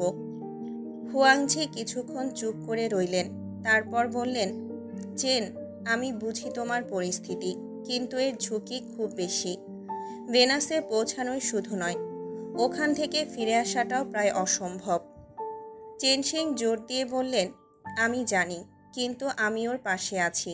আমি চাই না ও একাই যাত্রায় বেরিয়ে পড়ুক। তুমি যদি সাহায্য করো তাহলে আমরা এটা নিরাপদে সম্পন্ন করতে পারবো। হুয়াংঝি কিছুক্ষণ ভেবে বললেন, এই কাজ করলে আমি আমার ক্যারিয়ার ধ্বংসের মুখে ফেলতে পারি। তবে যদি এটা সফল হয় তাহলে একবার ভাবো, আমরা শুধু ভেনাসে মানুষ পাঠানো নয়, ওখানকার পরিবেশে টিকে থাকার চিত্র লাইভ দেখতে পাবো। আমি যদি এটা রেকর্ড করি তাহলে সারা বিশ্বে আমার নাম ছড়িয়ে পড়বে। চেনশিং একটু হাসলেন। আমি জানতাম তুমি আমার কথা ফেলবে না, তবে এটা সম্পূর্ণ গোপনে করতে হবে। ফিওনার কথা যাতে বাইরের কেউ না জানতে পারে। হুয়াংঝি মাথা নাড়লেন। ঠিক আছে চেন, আমি রাজি, কিন্তু মনে রেখো, একবার যাত্রা শুরু হলে এটা আর থামানো যাবে না। ফিওনাকে সম্পূর্ণ প্রস্তুত করতে হবে, আমাদের সব কিছু নিখুঁতভাবেই করতে হবে। চেনশিং স্বস্তির নিঃশ্বাস ফেললেন। ধন্যবাদ হুয়াং, আমি জানতাম তুমি আমাকে নিরাশ করবে না। আমরা একসঙ্গে এটা সফল করব। দুজনে মিলে তৎক্ষণাৎ কাজ শুরু করলেন। হুয়াংঝি তার ল্যাবের সবচেয়ে দক্ষ কর্মীদের মধ্যে কয়েকজনকে গোপনে এই প্রজেক্টে যুক্ত করলেন। তারা একটা বিশেষ স্পেসশিপ ডিজাইন করার কাজ শুরু করলেন, যা ফিওনাকে ভেনাসে নিরাপদে পৌঁছে দেবে এবং আবার পৃথিবীতে ফিরিয়ে আনবে। চেনশিং ফিওনাকে খবর দিলেন, তোমার প্রশিক্ষণ শুরু করো, আমরা তোমার জন্য স্পেসশিপ প্রস্তুত করছি। তবে এটা মনে রেখো, এই যাত্রা সহজ হবে না। ফিওনার চোখে একরাশ আশার আলো ফুটে উঠল। ধন্যবাদ গ্র্যান্ডপা, আমি প্রতিটা চ্যালেঞ্জের জন্য প্রস্তুত। 3 মাসের কঠোর পরিশ্রম এবং নিখুঁত পরিকল্পনার পর অবশেষে সেই দিনটি এলো। ডক্টর হুয়াংঝি এবং মিস্টার চেনশিং একসঙ্গে ফিওনাকে তাদের গোপন ল্যাবের ভেতরে নিয়ে গেলেন। এটি ছিল গভীর পাহাড়ি এলাকায় লুকানো একটা অত্যাধুনিক ল্যাব, যেখানে সাধারণ চোখ কখনো পৌঁছাতে পারে না। ল্যাবের প্রধান অংশে প্রবেশ করার সময় ফিওনার হৃদয় উত্তেজনায় ধকধক করছিল। বিশাল এক স্বচ্ছ ঘরের মধ্যে রাখা হয়েছিল সেটি। ফিওনার চোখ ছানা বড়া হয়ে গেল। এটি দেখতে যেন কোনো কাল্পনিক জগতের কিছুর মতো। স্পেসশিপটি একক যাত্রীর জন্য ডিজাইন করা হয়েছে। এর আকার একটা ছোট্ট আধুনিক কারের মতো, তবে এর গঠন অনেক বেশি মসৃণ এবং বায়ু বিদ্যুতীয়। গাঢ় রূপালি রঙে ঢেকে রাখা গ্লাস ফাইবারের ফিনিশিং এটিকে ভিনগ্রহীয় প্রযুক্তির মতো দেখাচ্ছিল। সামনের অংশটি একটি ত্রিভুজাকৃতির কাঁচ দিয়ে ঢাকা, যা ফিওনার জন্য চারপাশ দেখার সুযোগ তৈরি করেছে। ভেতরে ছিল একটা আরামদায়ক বসার আসন, যা সম্পূর্ণরূপে স্ট্যাটিক ক্যাপসুল সিস্টেমে আবদ্ধ। এটি ফিওনাকে ভেনাসের প্রতিকূল পরিবেশে রক্ষা করার জন্য বিশেষ তাপ প্রতিরোধী এবং রেডিয়েশন প্রুফ সিল দিয়ে তৈরি করা হয়েছে। ইউরেনিয়াম ফিউশন মডিউল ইঞ্জিন ব্যবহার করা হয়েছে, যা পৃথিবী থেকে ভেনাস পর্যন্ত গতি তুলতে পারে মাত্র 10 ঘন্টায়। এর জ্বালানি এতটাই কার্যকরী যে এটি একবার লোড করলেই 3টি গ্রহ পরিভ্রমণ করা সম্ভব। কৃত্রিম অক্সিজেন সরবরাহের জন্য একটা অত্যাধুনিক সিস্টেম স্থাপন করা হয়েছে, যা ভেনাসের 92 বার চাপের মধ্যেও ফিওনার শ্বাস প্রশ্বাস নিশ্চিত করবে। ভেতরে স্বয়ংক্রিয় তাপমাত্রা নিয়ন্ত্রণের জন্য ক্রায়োজেনিক কুলিং সিস্টেম সংযুক্ত করা হয়েছে। এটি একটা অর্ধ স্বয়ংক্রিয় চালক ব্যবস্থা, যাতে ফিওনা প্রাথমিকভাবে ম্যানুয়ালভাবে পরিচালনা করতে পারবে, কিন্তু বিপদের সময় রোবোটিক পাইলট স্বয়ংক্রিয়ভাবে নিয়ন্ত্রণ নেবে। ফিওনাকে সঠিক পথে রাখতে একটা হাই রেঞ্জ রাডার এবং সরাসরি পৃথিবীতে যোগাযোগের জন্য লেজার কমিউনিকেশন সিস্টেম যুক্ত করা হয়েছে। ডক্টর হুয়াংঝি বললেন, 3 মাসের অক্লান্ত পরিশ্রমের পর এটা প্রস্তুত হয়েছে। এটি শুধু একটা স্পেসশিপ নয়, এটা তোমার স্বপ্নের দরজা ফিওনা। ফিওনা এক মুহূর্তের জন্য যেন স্তব্ধ হয়ে গেল। সে স্পেসশিপের চারপাশে ঘুরে দেখতে লাগলো, তার আঙুল দিয়ে মসৃণ পৃষ্ঠ স্পর্শ করল। চেনশিং বললেন, কাল থেকে তোমার প্রশিক্ষণ শুরু হবে ফিওনা। এটি শুধু চালানোর জন্য নয়, তোমাকে বুঝতে হবে এর প্রতিটা অংশ, কারণ ভেনাসে কোনো ভুলের সুযোগ নেই। ফিওনার চোখে তখন এক দৃঢ় প্রতিজ্ঞার ঝিলিক। এটি কেবল একটি যন্ত্র নয়, এটি ছিল তার ভালোবাসার কাছে পৌঁছানোর একমাত্র সেতু। পরের দিন সূর্য ওঠার আগেই ফিওনা প্রস্তুত হয়ে গেল। তার সামনে অপেক্ষা করছে এক নতুন অধ্যায়, স্পেসশিপ চালানোর প্রশিক্ষণ। মিস্টার চেনশিং এবং ডক্টর হুয়াংঝি বিশেষজ্ঞদের একটা দল নিয়ে একটা গোপন ক্যাম্প তৈরি করেছেন, যেখানে ফিওনাকে প্রয়োজনীয় সব দক্ষতা শেখানো হবে। প্রথম মাস ফিওনাকে প্রথমে স্পেসশিপের প্রতিটা অংশ এবং এর কার্যকারিতা সম্পর্কে শেখানো হয়। এটি জ্বালানি ব্যবস্থাপনা, লিফট অফ এবং ল্যান্ডিং সিস্টেম সম্পর্কে তাত্ত্বিক পাঠ অন্তর্ভুক্ত করে। ফিওনাকে মাইক্রোগ্রাভিটি এবং ভেনাসের উচ্চচাপ পরিবেশের ধারণা দেওয়া হয়। এটি বোঝানোর জন্য ভার্চুয়াল রিয়েলিটি সিমুলেশন ব্যবহার করা হয়। স্পেসশিপের কন্ট্রোল প্যানেলের প্রতিটা বোতাম এবং সুইচের কাজ শেখানো হয়। দ্বিতীয় তৃতীয় মাসে ফিওনাকে মডেল স্পেসশিপের একটা ভার্চুয়াল ককপিটে বসিয়ে প্রশিক্ষণ দেওয়া হয়। এতে টেক অফ, ক্রুজ মোড এবং ল্যান্ডিং অনুশীলন করতে হয়।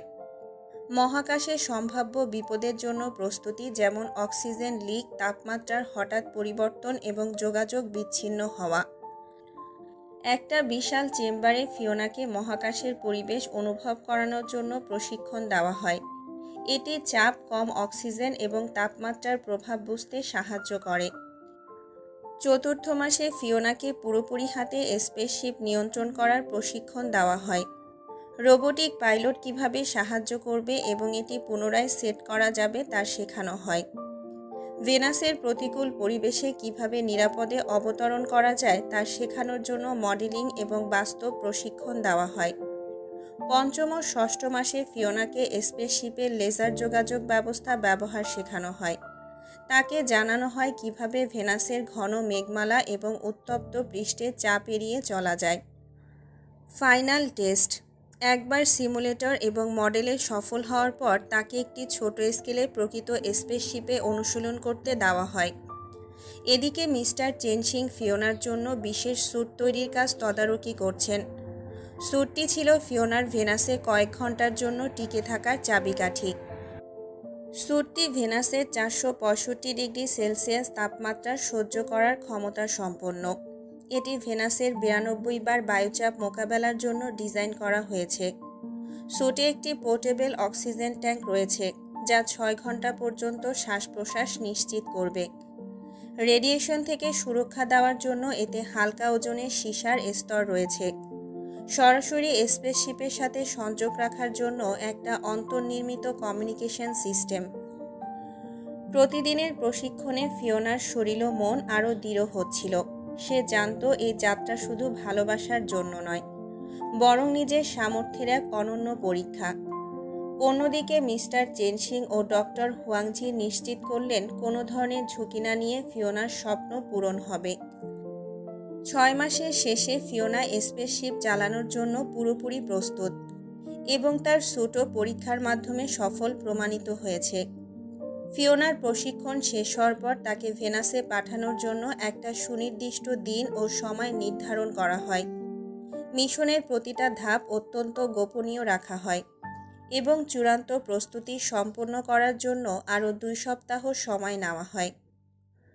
মিশনটি সফল করার জন্য ভেনাস এবং পৃথিবীর কক্ষপথের সবচেয়ে কাছাকাছি অবস্থান হোম্যান ট্রান্সফার উইন্ডো নির্বাচন করা হয়।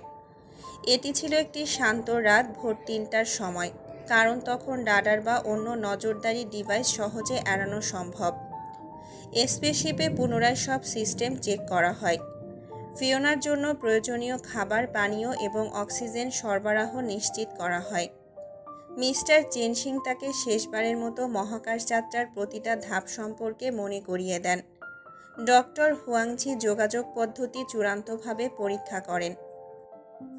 গভীর রাত একটা নির্জন অঞ্চলের লঞ্চপ্যাডে ফিওনাকে গোপনে নিয়ে যাওয়া হয়। সাদা রঙের অতি তাপ প্রতিরোধী স্পেসশিপটি লঞ্চের জন্য প্রস্তুত। ফিওনা স্পেসশিপে ওঠার আগে মিস্টার চেনসিংয়ের হাত শেষবারের মতো শক্ত করে ধরেন।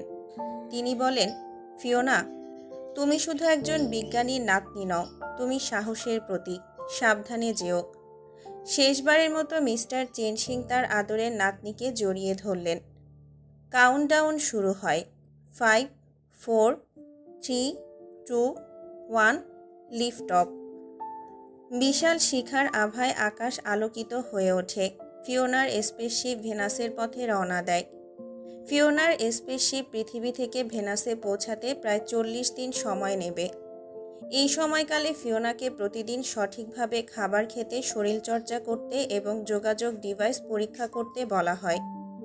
ফিওনাকে মানসিক চাপ মোকাবেলা করতে অডিও বুক এবং জ্যাসপারের সাথে কাটানো মুহূর্তগুলো ভাবতে বলা হয়। স্পেসশিপের টেকনিক্যাল সমস্যা হলে কিভাবে সমাধান করতে হবে তার নির্দেশনাও দেওয়া হয়েছে। ফিওনার যাত্রা শুধুমাত্র তার ভালোবাসার জন্য নয়, এটি ছিল নিজের সামর্থ্য এবং ধৈর্যের একটা পরীক্ষা। প্রতিটা মুহূর্তে সে জ্যাসপারের মুখ কল্পনা করে নিজেকে উৎসাহিত করে। যাত্রার শুরু থেকে শেষ পর্যন্ত প্রতিটা ধাপই ছিল অত্যন্ত গোপনীয় এবং কৌশলী। একদিন জ্যাসপার যখন নিজ ভেনাসের আকাশে একটা স্পেসশিপ দেখবে, তখন সে ভাবতেও পারবে না যে তার ভালোবাসা তাকে খুঁজে পেতে এত দূর পর্যন্ত আসতে পারে। সাধারণ একজন মানবী তার ভালোবাসার জন্য এমন ভয়াবহ সিদ্ধান্ত নিতে পারে। ফিওনা স্পেসশিপের চালনার সময় তার হৃদয়ের গভীর থেকে জ্যাসপারের উদ্দেশ্যে বলল, আমার প্রিয়তম জ্যাসপার, আমার ফায়ার মনস্টার, তুমি আমার সেই অমলিন ভালোবাসা, যাকে আবার ফিরে পেতে তোমার হার্মিংবার্ড পাড়ি দিচ্ছে 41 মিলিয়ন কিলোমিটার আলোকবর্ষ। পৃথিবী থেকে ভেনাসের নীলচে আকাশে যেখানে আবারও মিলিত হবে আমাদের প্রেমের আত্মা। মহাবিশ্বের কোণে লেখা হবে আমাদের ভালোবাসার গল্প। ফিওনার দীর্ঘ 40 দিনের ক্লান্তিকর যাত্রার অবসান ঘটেছে। স্পেসশিপটি ভেনাসের কক্ষপথে প্রবেশ করার পর স্বয়ংক্রিয় অবতরণ প্রক্রিয়ায় সেটি ধীরে ধীরে নির্ধারিত স্থানে অবতরণ করে। ভেনাসের মাটিতে পা রাখার মুহূর্তটি ছিল ফিওনার জীবনের সবচেয়ে চমকপ্রদ ও চ্যালেঞ্জিং অভিজ্ঞতা। আকাশটি পৃথিবীর মতো নীল নয়, বরং একটা কমলা ও সোনালী রঙের মিশ্রণে আবৃত। সূর্য ভেনাসে অপেক্ষাকৃত বড় ও আগুনের মতো উজ্জ্বল দেখাচ্ছে। চারপাশে ধোঁয়ার মতো মেঘ ভেসে বেড়াচ্ছে, যা সালফিউরিক অ্যাসিডে পূর্ণ।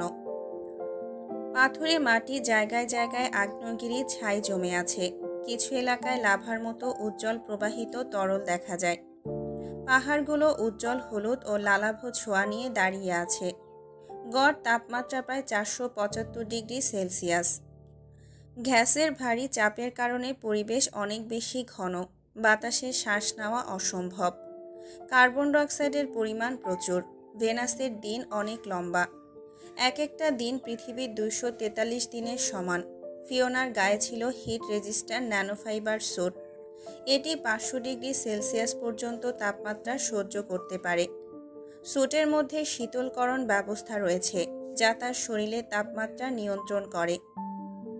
বিশেষ অক্সিজেন ট্যাঙ্ক, যা 8 ঘন্টা পর্যন্ত শ্বাস নেওয়ার জন্য পর্যাপ্ত। ট্যাঙ্কটি স্যুটের পিঠে সংযুক্ত এবং একটি স্বয়ংক্রিয় সিস্টেমের মাধ্যমে অক্সিজেন সরবরাহ করে। হেলমেটটি স্বচ্ছ ন্যানোগ্লাস দিয়ে তৈরি, যা সালফ্রিক অ্যাসিডের স্প্ল্যাশ প্রতিরোধ করতে পারে। এতে একটি হেডস আপ ডিসপ্লে রয়েছে, যা তাপমাত্রা, অক্সিজেন লেভেল এবং পরিবেশের গ্যাসের মাত্রা দেখায়। বুটের তলা বিশেষভাবে ডিজাইন করা, যাতে লাভার উপরে পা রাখলেও ক্ষতি না হয়। বুটের সোলটি তাপ শোষণ করে এবং ঠান্ডা রাখে। মিস্টার চেনসিং এবং ডক্টর হুয়াংয়ের সঙ্গে যোগাযোগ রাখার জন্য একটা রেডিও ডিভাইস। এটি ভেনাসের বায়ুমণ্ডলিক চাপ এবং পৃথিবীর যোগাযোগ সিস্টেমের মধ্যে সমন্বয় সাধন করতে সক্ষম। ভেনাসের গাঢ় বায়ুমণ্ডল এবং ভূমি থেকে দূরে থাকার জন্য ফিওনার বুটে একটা অ্যান্টি গ্র্যাভিটি ডিভাইস সংযোজিত। এটি তাকে চলাফেরা করার সময় মধ্যাকর্ষণের ভারসাম্য রাখতে সাহায্য করে। স্পেসশিপের দরজা খুলতেই ভেনাসের উষ্ণ বাতাস তার স্যুটে ধাক্কা দেয়। ফিওনা ধীরে ধীরে সিঁড়ি বেয়ে নেমে আসে এবং তার প্রথম পদক্ষেপ রাখে এই অজানা রহস্যময় গ্রহের মাটিতে। চারপাশের শূন্যতা তাকে ভয় দেখায়, কিন্তু তার চোখে ছিল জ্যাসপারের মুখ দেখার জন্য দৃঢ় সংকল্প। ফিওনা হেলমেটের ভেতর থেকে নিজের মনে মনে বলে, অবশেষে আমি এখানে এসে পৌঁছে গেছি প্রিন্স। এই গ্রহ, এই তাপ কিছুই আমাকে থামাতে পারবে না। ফিওনা একমনে ভেনাসের বিস্তীর্ণ অচেনা ভূমি পেরোচ্ছিল। তার হৃদয় তখনও ধুকপুক করছে, কারণ সে জানে জ্যাসপারের খোঁজ পাওয়ার আগে তাকে অনেক বাধা পেরোতে হবে। তার স্যুটের সেন্সর প্রতি মুহূর্তে ভেনাসের তাপমাত্রা এবং বাতাসের সংকেত পাঠাচ্ছে, কিন্তু ফিওনার মন সেগুলো উপেক্ষা করে একটাই চিন্তায় মগ্ন, জ্যাসপার কোথায়। অবশেষে ফিওনা একটা বিস্তৃত উপত্যকার দিকে এগিয়ে গেল। হঠাৎই মাটির কম্পন টের পায়। প্রথমে মনে হলো হয়তো এটা ভেনাসের কোনো প্রাকৃতিক ঘটনা, কিন্তু দ্রুতই সে অনুভব করে এটি কোনো ভূমিকম্প নয়। মাটির কম্পন এবং শব্দ ক্রমেই ভারী হচ্ছে, যেন বিশাল কিছু তার দিকেই এগিয়ে আসছে। ফিওনা ভয়ে পিছু ফিরে তাকায়। তার হেলমেটের হেডস আপ ডিসপ্লেতে ভেনাসের ধুলার মধ্যে থেকে বিশাল ছায়ামূর্তি দেখা যায়। প্রথমে ধুলোয় ঢাকা থাকার কারণে কিছুটা স্পষ্ট হয় না, কিন্তু একটু পরেই ফিওনার চোখে ভেসে ওঠে একটা বিশাল ড্রাগনের আকৃতি। ড্রাগনের প্রতিটা পদক্ষেপে মাটিতে কম্পন ছড়িয়ে পড়ছে। তার পা বিশাল আকারের, যেন পুরো মাটিকে চূর্ণ করে দিতে পারে। ড্রাগনের গা সোনালি ও কালো আঁশে ঢাকা, যা সূর্যের আলোয় চকচক করছে। তার ডানা বিশাল, যেন আকাশের একটি অংশ ঢেকে ফেলেছে। ফিওনা দেখল ড্রাগনের লাল চোখ, যা তার দিকে তাকিয়ে আছে। ড্রাগনটি ধীরে ধীরে ফিওনার দিকে এগিয়ে এলো। তার চোখে ছিল কৌতূহল, যেন এটি বুঝতে চাইছে ফিওনা কে এবং এখানে কেন এসেছে। ফিওনা ভয়ে এক পা পিছিয়ে যায়, কিন্তু তার দৃঢ় মনোবল তাকে পিছু হটতে দেয় না। সে নিজের মনকে শান্ত রেখে ড্রাগনের দিকে তাকিয়ে বলল, তুমি কি জানো প্রিন্স জ্যাসপার অরিজিন কোথায়? আমি তার সাথে দেখা করতে এসেছি। ড্রাগনটি কোনো শব্দ করল না, তবে তার মাথাটা একবার ঝাঁকালো। এরপরেই ড্রাগনটি ধীরে ধীরে তার ডানা বিস্তার করল এবং একটি বিশাল শব্দে বাতাসে উড়ে গেল। ফিওনা অনুমান করল এটি তাকে অনুসরণ করতে বলছে। ফিওনা ড্রাগনের পেছনে দৌড়াতে শুরু করলো। তার স্যুটের অ্যান্টি গ্র্যাভিটি বুট তাকে দ্রুত চলতে সাহায্য করছিল, কিন্তু ড্রাগনের গতি ছিল আরও বেশি। ফিওনা বুঝতে পারল এটি তাকে জ্যাসপারের রাজ্যের দিকে নিয়ে যাচ্ছে। তারপর সে দেখতে পেল একটি বিশাল প্রবেশপথ, যা পাহাড়ের চূড়ার ভেতর লুকানো। প্রবেশপথটি ড্রাগনের আঁশের মতো আলোর বিচ্ছুরণে চকচক করছিল। ফিওনার মন বলে দিল, এই তো জ্যাসপারের রাজ্য। ফিওনা বিস্ময়ের সঙ্গে বিশাল অট্টালিকাটিকে দেখছিল। তার গা ছমছম করছিল, কারণ এটি কোনো সাধারণ প্রাসাদ নয়। এটি এমন এক রাজ্য যা মানুষের কল্পনারও বাইরে। অট্টালিকাটি কালো এবং সোনালী রঙের অদ্ভুত সমন্বয়ে নির্মিত। এর বিশাল দরজাগুলো ড্রাগনের মাথার মতো আকৃতির এবং এর চারপাশে ড্রাগনের আঁকা প্রতিচ্ছবি খোদাই করা। হঠাৎ ফিওনার হেলমেটের সেন্সর বিপদ সংকেত পাঠাতে শুরু করলো। সে কিছু বুঝে ওঠার আগেই চারপাশ থেকে ড্রাগনের মতো দেখতে সশস্ত্র যোদ্ধারা তাকে ঘিরে ফেলল। তাদের গায়ে ছিল ধাতব বর্ম যা চাঁদের আলোয় ঝকঝক করছিল। একজন যোদ্ধা যার লালাভ আঁখি তাকে আরও ভীতিকর করে তুলেছিল এগিয়ে এসে বলল, তুমি কে? কিভাবে ভেনাসে প্রবেশ করেছ? ফিওনা আতঙ্কিত হলেও তার সাহস বজায় রেখে বলল, আমি প্রিন্স জ্যাসপারকে খুঁজছি, আমাকে তার কাছে নিয়ে যাও। কথা শেষ হওয়ার আগেই যোদ্ধারা ফিওনার হাত থেকে তার সামান্য যন্ত্রপাতি কেড়ে নিল। একজন বলল, ড্রাকোনিসের রাজ্যে কোনো মানবের প্রবেশ নিষিদ্ধ। ড্রাকোনিসের নির্দেশ অনুযায়ী তোমাকে বন্দি করা হবে। ড্রাকোনিস জ্যাসপারের রাজ্যের বর্তমান অভিভাবক এবং ড্রাগন রাজ্যের প্রধান। ইতিমধ্যে খবর পেয়ে গেছেন। একজন মানবকন্যা কিভাবে ভেনাসে পৌঁছেছে তা তাকে অবাক করেছে। তিনি তার সেনাদের আদেশ দিলেন, তাকে আমাদের গোপন কারাগারে নিয়ে যাও। আমি নিজের হাতে সত্যতা যাচাই করব। ফিওনাকে এক সিক্রেট কারাগারে নিয়ে যাওয়া হলো। কারাগারটি ছিল পাহাড়ের গভীরে, যেখানে সূর্যের আলো কখনো পৌঁছায় না। কারাগারের দেয়ালগুলো ছিল মহাকাশের বিরল ধাতু দিয়ে তৈরি, যা পৃথিবীর বিজ্ঞানীরা কল্পনাও করতে পারবে না। কারাগারের চারপাশে ড্রাগনের প্রহরী ঘুরছিল, তাদের চোখ থেকে সবকিছু পর্যবেক্ষণ করছিল। ফিওনার হাত ও কোমরে এক ধরনের শক্তিশালী শিকল পরানো হলো, যা ভেনাসের বিশেষ চৌম্বক শক্তি দ্বারা তৈরি।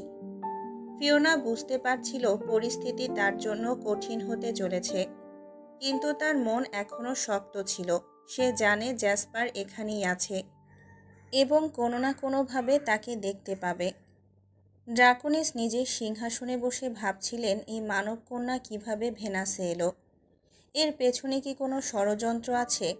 তিনি সিদ্ধান্ত নিলেন কারাগারে গিয়ে নিজেই মেয়েটির মুখোমুখি হবেন এবং সত্য উদ্ঘাটন করবেন। ফিওনা এখনও জানে না কি অপেক্ষা করছে তার জন্য, কিন্তু তার হৃদয়ে একটাই আশা, জ্যাসপারের সঙ্গে দেখা হওয়া। ফিওনাকে বন্দি করে একটা বিশেষ কক্ষে নিয়ে আসা হয়েছে, যা অন্য সাধারণ কারাগার থেকে আলাদা। এটি ছিল ড্রাকোনিস রাজ্যের একটা সুরক্ষিত এলাকা, যেখানে মানবদের জন্য বিশেষ ব্যবস্থাপনা করা হয়েছিল। কক্ষটি এমনভাবে ডিজাইন করা ছিল যাতে পৃথিবীর মতো পরিবেশ তৈরি করা যায়। সেখানে কৃত্রিম অক্সিজেন সরবরাহ করা হচ্ছিল। তাপমাত্রা পৃথিবীর গড় তাপমাত্রার সঙ্গে মিল রেখে স্থির রাখা হয়েছিল। চারপাশে গাছপালার মতো কৃত্রিম উদ্ভিদ ছিল, যা শুধুমাত্র পরিবেশের ভারসাম্য বজায় রাখার জন্য স্থাপন করা হয়েছিল। কক্ষে একটি নরম বিছানা ছিল, যা মানুষের আরামের কথা ভেবে তৈরি করা। দেয়ালে বিভিন্ন ধরনের মনোরম দৃশ্য প্রদর্শনকারী হোলোগ্রাফিক স্ক্রিন স্থাপন করা ছিল, যাতে বন্দি থাকা অবস্থায় ফিওনার মনে কোনো চাপ না পড়ে। কক্ষে পৌঁছানোর পর ড্রাগন প্রহরীরা ফিওনার স্যুট খুলে ফেলল, কারণ তারা নিশ্চিত হতে চেয়েছিল যে স্যুটের ভেতরে কোনো অস্ত্র বা গোপন ডিভাইস নেই। ফিওনার স্যুট ও অন্যান্য যন্ত্রপাতি একটা বিশেষ চৌম্বকীয় বাক্সে সংরক্ষণ করা হলো, যাতে ফিওনা এগুলো ব্যবহার করতে না পারে। ফিওনা কিছুটা ক্লান্ত ছিল, তবে তার মধ্যে ছিল অদম্য সাহস। সে চারপাশটা দেখতে লাগলো। কক্ষটা আরামদায়ক হলেও এটি তার কাছে কোনো মুক্তি নয়। তার মনের মধ্যে শুধু একটাই প্রশ্ন বারবার ঘুরপাক খাচ্ছিল, জ্যাসপার কি জানে আমি এখানে? ড্রাগন প্রহরীরা তাকে জানিয়ে গেল, ড্রাকোনিস নিজে তোমার সঙ্গে দেখা করবেন, তোমার প্রশ্নের উত্তর তিনি দেবেন। ফিওনা বসে রইল, তার মনোযোগ চারপাশের কৃত্রিম পরিবেশে নয়, বরং সেই মুহূর্তে যখন সে জ্যাসপারের মুখোমুখি হবে। ড্রাকোনিস তখনও সিদ্ধান্ত নিচ্ছিলেন কিভাবে ফিওনার সঙ্গে কথা বলা হবে। তিনি জানতেন একজন মানুষকে এত দূর থেকে ভেনাসে আসতে দেখাটা সহজ কিছু নয়। এটা হয়তো কেবল প্রেম নয়, এর পেছনে কোনো রহস্য থাকতে পারে। কিন্তু ড্রাকোনিস আরেকটা জিনিসও অনুভব করেছিলেন, ফিওনার সাহস। এই কন্যা এত বাধা পেরিয়েও এখানে পৌঁছেছে। এই সাহসকে অবমূল্যায়ন করা উচিত নয়। ড্রাকোনিস ধীর পায়ে কক্ষে প্রবেশ করল। তার বিশাল দৈহিক অব্যয় এবং মেঘের মতো গম্ভীর কণ্ঠস্বরের কারণে কক্ষের পরিবেশ যেন আরও গম্ভীর হয়ে উঠল। তার আগমনেই ফিওনা বুঝতে পারল যে তিনি কেবল একজন ড্রাগন নন, বরং তিনি রাজ্যের শাসক ড্রাকোনিস। ড্রাকোনিস দাঁড়িয়ে ফিওনার দিকে তাকিয়ে বললেন, তোমার নাম কি মানবকন্যা? কেন তুমি ভেনাসে এসেছো? ফিওনা একটু ভয় পেলেও সাহস ধরে বলল, আমার নাম অ্যালিসন ফিওনা। আমি প্রিন্স জ্যাসপারের জন্য এখানে এসেছি। সে অনেক দিন ধরে আমার কোনো খোঁজ নেয়নি। আমি জানি না সে কী অবস্থায় আছে। ড্রাকোনিসের চোখ সংকীর্ণ হলো। তিনি ফিওনার সাহস এবং সরলতা অনুভব করলেন, তবে তার কণ্ঠ কঠোর রয়ে গেল। তিনি বললেন, তুমি কি জানো এখানে আসা মানুষের জন্য কতটা বিপজ্জনক? এটা কেবল প্রেমের বিষয় নয়। আমি ড্রাকোনিস, এই রাজ্যের রাজা এবং জ্যাসপারের পিতা। ড্রাকোনিসের পরিচয়ে ফিওনা মৃদু জড়সড় হলেও নিজের অবস্থান ধরে রাখল। সে সামান্য মাথা নুইয়ে বলল, আপনাকে সম্মান করি মহামান্য, কিন্তু আমি আমার ভালোবাসার মানুষকে খুঁজতে এসেছি। আমি জানি না সে কোথায় এবং কী অবস্থায় আছে। আমি শুধু তার সঙ্গে কথা বলতে চাই। ড্রাকোনিস ফিওনার চোয়ালে দৃঢ়তা এবং তার চোখে সত্যতা খুঁজে পেলেন, তবে তার মুখে কোনো বিশেষ ভাবান্তর দেখা গেল না। তিনি ধীর গলায় বললেন, তুমি জানো না তোমার উপস্থিতি কী ধরনের সমস্যা তৈরি করতে পারে। তোমার মতো একজন মানুষের এখানে থাকা অনেক বিপজ্জনক, আর জ্যাসপারের কাছে যাওয়া এত সহজ নয়। কিন্তু ড্রাকোনিস থেমে গেলেন। তার মনে সন্দেহ এবং কৌতূহল উভয়ই কাজ করছিল। ফিওনা সরাসরি ড্রাকোনিসের দিকে তাকিয়ে বলল, আমি যে কোনো পরীক্ষার সম্মুখীন হতে রাজি আছি। আমার জন্য যদি এটি বিপজ্জনক হয়, তবে আমি নিজেই সেই ঝুঁকি নিতে প্রস্তুত। আমি কেবল প্রিন্সের সঙ্গে দেখা করতে চাই। ড্রাকোনিস কিছুক্ষণ নীরবে ফিওনার কথা শুনলেন। তিনি বুঝতে পারলেন এই মানবকন্যা কেবল ভালোবাসার জন্যই এখানে আসেনি। তার ভেতরে আছে এক অদম্য ইচ্ছাশক্তি যা তাকে এত দূর পর্যন্ত নিয়ে এসেছে। ড্রাকোনিস ধীর কিন্তু গম্ভীর কণ্ঠে বললেন, আমি জানি তোমার আর আমার পুত্রের মধ্যে কি সম্পর্ক ছিল, কিন্তু ফিওনা, তোমার কি মনে হয় সে এখনও তোমাকে মনে রেখেছে? জ্যাসপার তোমার কথা একেবারেই ভুলে গেছে। ফিওনার হৃদয় থমকে গেল, তবে তার চোখে দৃঢ়তা ঝলসে উঠল। সে বলল, আমি তা বিশ্বাস করি না। প্রিন্স আমাকে ভুলতে পারে না। ড্রাকোনিস ঠান্ডা হেসে বললেন, তোমার বিশ্বাস আর বাস্তবতার মধ্যে আকাশ পাতাল পার্থক্য। জ্যাসপার এখন অন্য একজনের জীবনে আবদ্ধ। সে তোমাকে অনেক আগেই ভুলে গেছে। এবং হ্যাঁ, তার এঙ্গেজমেন্ট আগামীকাল। অ্যালিসা ফ্লোরাস রাজ্যের রাজকুমারী তার হবু স্ত্রী।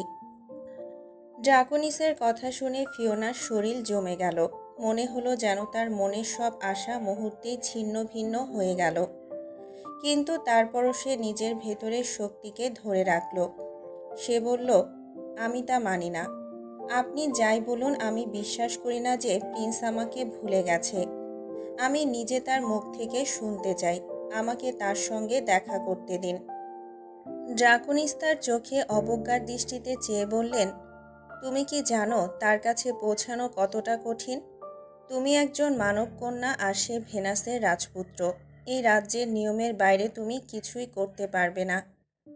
ফিওনার গলায় দৃঢ়তা ফিরে এলো। সে বলল, আমার জীবন নিয়ে আমি ঝুঁকি নিতে রাজি আছি। আপনি আমাকে তার সামনে নিয়ে যান। আমি নিজের কানে শুনতে চাই সে আমাকে ভুলে গেছে কিনা। ড্রাকোনিস কয়েক মুহূর্ত নীরব থাকল। তার চোখে এক অদ্ভুত দৃষ্টিতে চেয়ে বলল, ঠিক আছে মানবকন্যা, যদি এতই ইচ্ছে তবে তোমার ইচ্ছে পূরণ হবে। কিন্তু মনে রেখো, তুমি যদি মিথ্যে প্রমাণ হও, তবে তোমার জন্য এখানে আর কোনো জায়গা থাকবে না। ফিওনা দৃঢ়ভাবে মাথা ঝাঁকালো। আমি প্রস্তুত। আপনি যাই বলুন, আমি প্রিন্স জ্যাসপারের মুখ থেকে সত্য শুনতে চাই। ড্রাকোনিস গভীর দৃষ্টিতে ফিওনার দিকে চেয়ে রইলেন। তারপর নিজের সৈন্যদের নির্দেশ দিলেন, তাকে একদিনের জন্য প্রস্তুত করো, কাল সকালে তাকে প্রাসাদে নিয়ে যাওয়া হবে। পরের দিন সকালে ফিওনাকে তাড়ানা স্যুটটা পরানো হলো।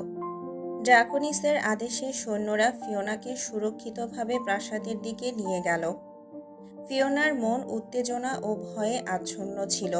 তার একমাত্র ইচ্ছা জ্যাসপারকে দেখা এবং তার মুখ থেকে সত্যিটা জানা। প্রাসাদটি এক মহাকাব্যিক স্থাপত্যের নিদর্শন ছিল। বিশাল সোনালী দরজা ধীরে ধীরে খুলে গেল এবং ফিওনার চোখে পড়ল রাজ্যের সিংহাসন কক্ষ। সোনালী ও রক্তিম আলোয় ঝলমল করছিল পুরো হলঘর। ছাদের গম্বুজে আঁকা ছিল ড্রাগনদের প্রাচীন ইতিহাস এবং মেঝেতে ছিল জ্বলন্ত পাথরের নকশা, যা ভেনাসের শক্তি প্রতীকীভাবে প্রদর্শন করছিল। ফিওনাকে সিংহাসনের সামনে নিয়ে যাওয়া হলো। সিংহাসনে বসেছিলেন ড্রাকোনিস, তার চারপাশে ড্রাগন সৈন্য এবং রাজ্য পরিষদের সম্মানিত সদস্যরা। কক্ষে এক গভীর নীরবতা নেমে এলো, যেন প্রতিটা ব্যক্তি ফিওনাকে পর্যবেক্ষণ করছিল। ড্রাকোনিস তার গম্ভীর কণ্ঠে বলল, মানব কন্যা, তুমি এখন রাজপ্রাসাদের সিংহাসন কক্ষে উপস্থিত।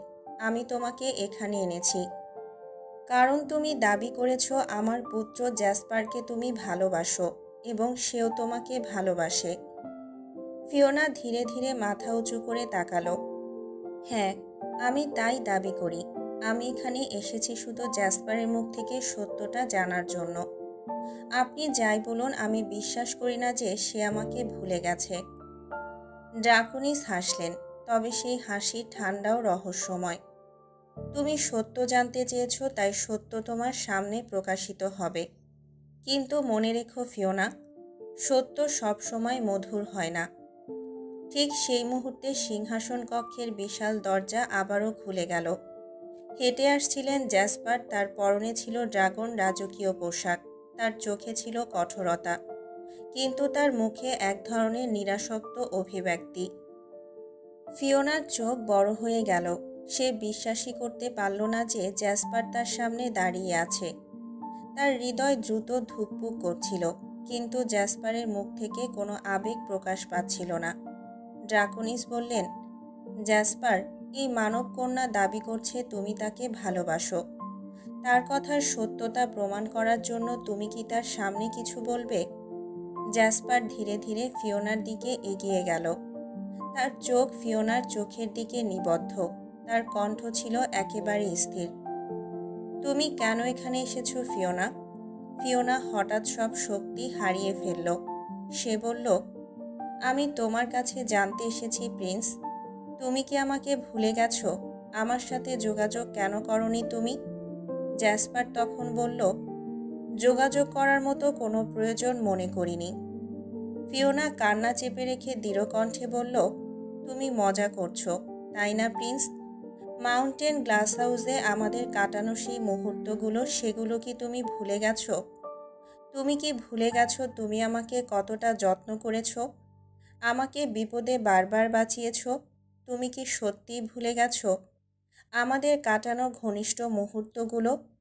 তোমার দেওয়া উপহার এই দেখো, তোমার দেওয়া লকেট এখনও আমার গলায়, তোমার দেওয়া পারফিউম আমি সবসময় আমার গায়ে জড়িয়ে রাখি। আর তুমি সত্যিই কি আমাকে ভুলে গেছো? জ্যাসপার তার চোখ নামিয়ে বলল, ফিওনা, এই পৃথিবীর বাইরে ভেনাসের রাজ্য মানবদের জন্য নয়। তুমি যেভাবে এসেছো সেভাবেই ফিরে যাও। এখানে তোমার থাকার কোনো অধিকার নেই। এই জায়গা তোমার জন্য খুব বিপজ্জনক। আমি তোমার কোনো প্রশ্নের উত্তর দিতে বাধ্য নই। ফিওনার চোখ ছলছল করে উঠল, কিন্তু সে হাল ছাড়ল না। ফিরে যাব? তুমি জানো এখানে আসার জন্য কি করেছি আমি? কত মাস ধরে কষ্ট করেছি। এক মুহূর্তের জন্য ভেবেছ এই বিপজ্জনক পথে আমি কেন এসেছি? না, তুমি ভাবতে পারবে না। তুমি তো ড্রাগন। তুমি এক পলকে উড়ে উড়ে পৃথিবীতে চলে যেতে পারো, কিন্তু আমার কাছে এটা সহজ ছিল না।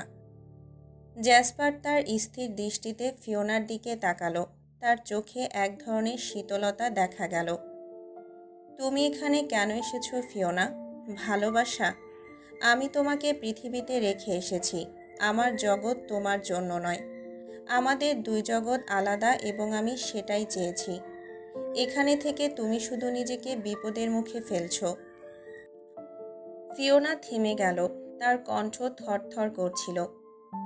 তুমি জানো আমি তোমার জন্যই এসেছি। আমি ভেবেছিলাম তুমি আমাকে অন্তত একবার দেখতে চাইবে, কিন্তু এখন দেখছি তুমি আমাকে পৃথিবীতে রেখে এসে ভুলে যেতে চাইছো। তুমি আমাকে ভালোবাসো না? ঠিক সেই মুহূর্তে সিংহাসনের পেছন থেকে ভেসে এলো এক নারীর গম্ভীর ও ধারালো কণ্ঠ। তুমি কি এখন এখানে থাকবে মানব কন্যা? ফিওনা চমকে উঠল। ধীরে ধীরে এক সুন্দরী ড্রাগন নারী সামনে এগিয়ে এলো। তার পরনে ছিল চকচকে সোনালি পোশাক, যা তার আভিজাত্যের পরিচয় বহন করছিল। চোখে ছিল এক ধরনের তীক্ষ্ণ দৃষ্টি, যা ফিওনার দিকে অবজ্ঞার সঙ্গে তাকিয়েছিল। ফিওনার আর চিনতে বাকি রইল না অ্যালিসাকে। তোমার সাহস দেখে অবাক হচ্ছি অ্যালিসন। ফিওনা, তুমি বুঝতে পারছো না? তুমি এখানে থাকার যোগ্য নও। আমার প্রিন্সকে নিয়ে তোমার কোনো অধিকার নেই। অ্যালিসা দৃঢ় কণ্ঠে বলল। ফিওনা তখন হতবম্ব হয়ে বলল, কী সব বলছো তুমি অ্যালিসা? আর প্রিন্স শুধু আমার। অ্যালিসা তার কথার মাঝখানে থামিয়ে দিয়ে বলল, আমি অ্যালিসা, ড্রাকুনিস রাজ্যের রাজকন্যা এবং জ্যাসপারের নিয়োজিত সঙ্গিনী। আগামীকাল আমাদের আনুষ্ঠানিক বাগদান হবে। তুমি এখানে আসার সাহস কিভাবে পেলে? ফিওনার মুখটা ফ্যাকাশে হয়ে গেল, কিন্তু সে হাল ছাড়ল না। আমি এখানে জ্যাসপারের কাছে এসেছি। আমি তার সঙ্গে কথা বলতে চাই।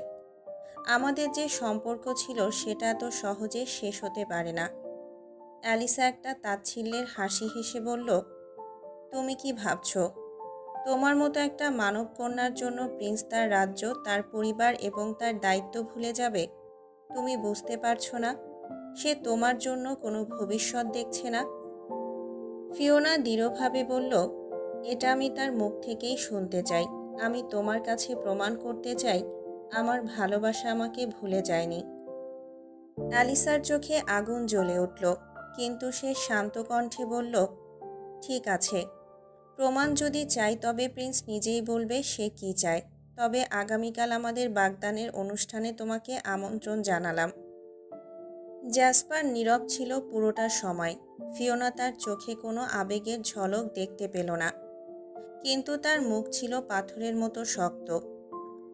আমি প্রমাণ করব, প্রিন্স এখনও আমারই। তুমি যাই বলো না কেন, ফিওনা দৃঢ় কণ্ঠে বলল এবং অ্যালিসার দিকে তীক্ষ্ণ দৃষ্টিতে তাকিয়ে রইল। সিংহাসনের কক্ষ তখন এক মুহূর্তের জন্য যেন নিস্তব্ধ হয়ে গেল। ফিওনার কণ্ঠে ছিল দুঃখ, আশা এবং বিশ্বাসের মিশ্রণ। তার চোখ থেকে অশ্রু গড়িয়ে পড়ছিল, কিন্তু তার দৃষ্টিতে ছিল এক অটল সংকল্প। প্রিন্স, একবার বলো, ফিওনা জোরালো কণ্ঠে বলল। তুমি কি আমাকে ভালোবাসো না? আমি শুধু তোমার সত্যি কথা শুনতে চাই। একবার তোমার মুখ থেকে শুনতে চাই তুমি আমাকে এখনো ভালোবাসো এবং আমাকে এখনো মিস করো। এটা শুনেই আমি এখান থেকে ফিরে যাব। যত কষ্টই হোক তোমার জন্য অপেক্ষা করব পৃথিবীতে যেয়ে। শুধু একবার বলো, তোমার এই সঙ্গী বা এই রাজ্য আমাকে ভুল প্রমাণ করতে পারবে না। জ্যাসপার তার সবুজ চোখজোড়া ফিওনার দিকে কঠিন স্থির রেখেই বলল, ফিওনা। সে অবশেষে বলল, তার কণ্ঠ ভারী আর একেবারে গভীর, যেন নিজের মনের সঙ্গে লড়াই করছে। তুমি আমার জীবনের একটা অংশ ছিলে, সেটা পৃথিবীতে থাকাকালীন, কিন্তু এখানে তোমার কোনো জায়গা নেই। আমি একজন ড্রাগন আর তুমি একজন মানব কন্যা। আমাদের এই সম্পর্ক অসম্ভব। ফিওনার বুকটা যেন চূর্ণ বিচূর্ণ হয়ে গেল, কিন্তু সে হাল ছাড়ল না। এটা সত্য নয়। ফিওনা চিৎকার করে বলল, তোমার চোখে আমি আজও সেই ভালোবাসাই দেখতে পাচ্ছি। তুমি আমাকে ভোলনি প্রিন্স, সত্যি বলো, তুমি কি আমাকে ভালোবাসো না? কক্ষে সবাই তাদের নিঃশ্বাস আটকে রেখেছিল। অ্যালিসার চোখে ছিল রাগ আর বিদ্বেষ, কিন্তু সে কিছুই বলল না। ড্রাকুনিসও নির্বিকার মুখে সিংহাসনের পাশে দাঁড়িয়েছিল। অ্যাথেরিয়ন চুপচাপ দাঁড়িয়ে সবটা দেখে যাচ্ছে। জ্যাসপার চুপচাপ ফিওনার দিকে তাকিয়ে রইল। তার চোখে এক মুহূর্তের জন্য আবেগ দেখা দিল, কিন্তু সে আবারও কঠোর হয়ে গেল। ফিওনা, সে কড়া গলায় বলল, তোমাকে ভালোবাসা আমার জন্য দুর্বলতা। আমি একজন ড্রাগন, আমাদের পথ আলাদা। আর ড্রাগন হয়ে আমি কখনোই দুর্বল হতে চাই না। ফিরে যাও তুমি তোমার পৃথিবীতে। ফিওনা নিঃশব্দে দাঁড়িয়ে রইল। তার হৃদয় যেন থেমে গিয়েছিল। অশ্রুভরা চোখে সে কাঁপা কাঁপা কণ্ঠে বলল, তুমি মিথ্যে বলছো প্রিন্স। আমি জানি তুমি মিথ্যে বলছো। একবার বলো, তুমি আমাকে ভালোবাসো। শুধু একবার বলো প্লিজ। ভেনাসের এল্ডো প্রাসাদে যেখানে রাজকীয় জৌলুস আর আভিজাত্যের ছোঁয়া, ঠিক সেখানে ফিওনার হৃদয় যেন একাকিত্বের গভীরে ডুবছে। চারপাশের রূপ, রস, গন্ধের মধ্যে তার অন্তরে যে শূন্যতা, তা ক্রমশই গাঢ় হচ্ছে। জ্যাসপারের মুখে কোনো পরিবর্তন নেই।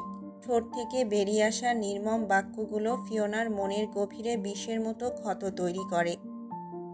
আমি তোমাকে ভালোবাসি না ফিওনা। পৃথিবীর ভালোবাসা পৃথিবীতেই শেষ। ভেনাসে তার কোনো অস্তিত্ব নেই আমার কাছে। আমি তোমাকে ভুলে গেছি, আর তুমিও আমাকে ভুলে যাও। ফিওনার পা যেন জমে গেছে। তার চোখে অবাক এবং হতবাক ভাব।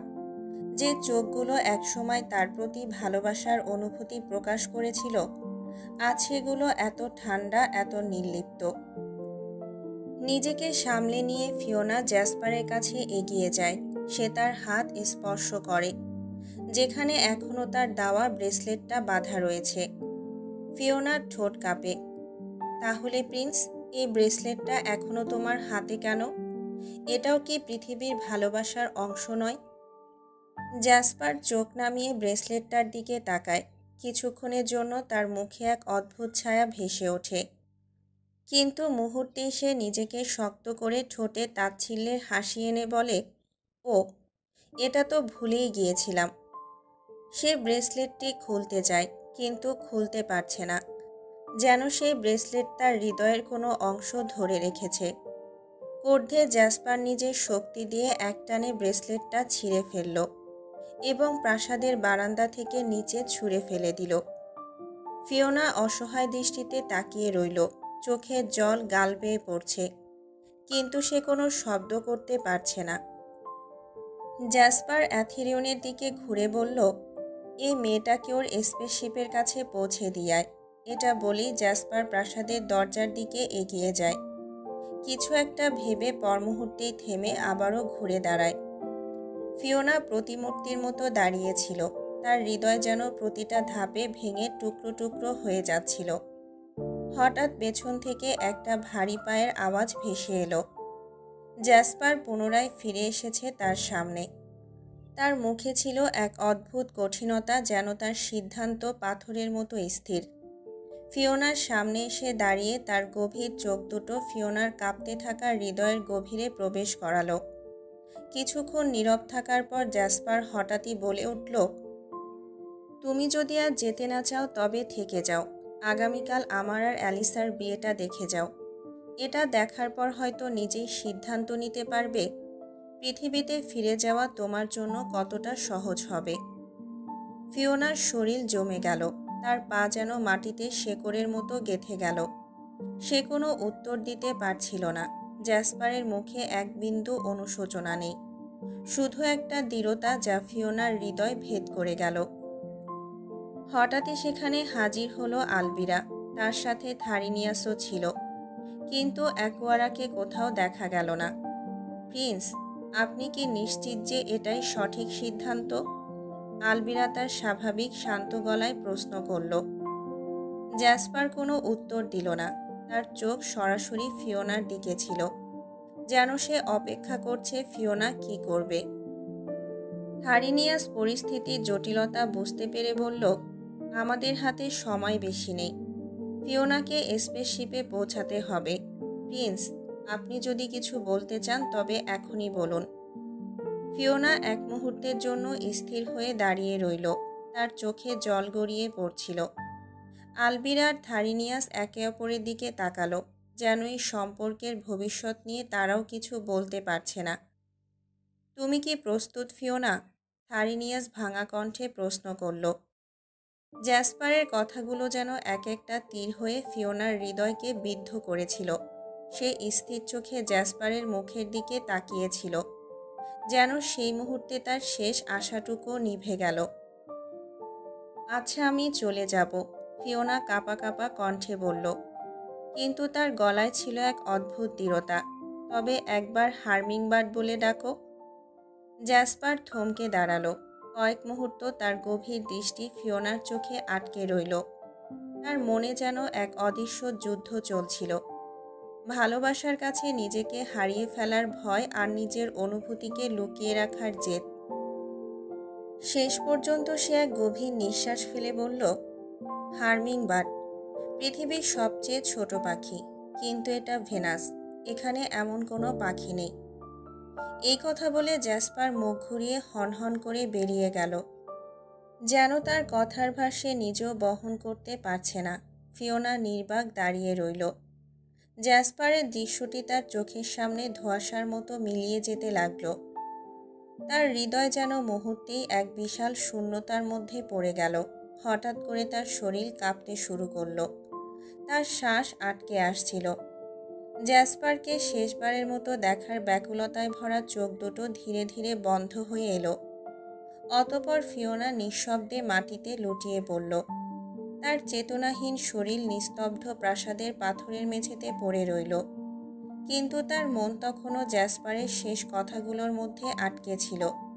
সেই শীতল কথাগুলো যা তার ভালোবাসার সমস্ত আশা ছিন্ন ভিন্ন করে দিয়েছিল। ফিওনার চোখ ধীরে ধীরে খুলে গেল। চারপাশটা যেন ঘোলাটে মনে হচ্ছিল। ধাতস্থ হতে কয়েক মুহূর্ত লেগে গেল। মাথার ভেতর ভারী শব্দ। শরীরটা যেন অবশ হয়ে আছে। অবশেষে চারপাশটা স্পষ্ট দেখতে পেল।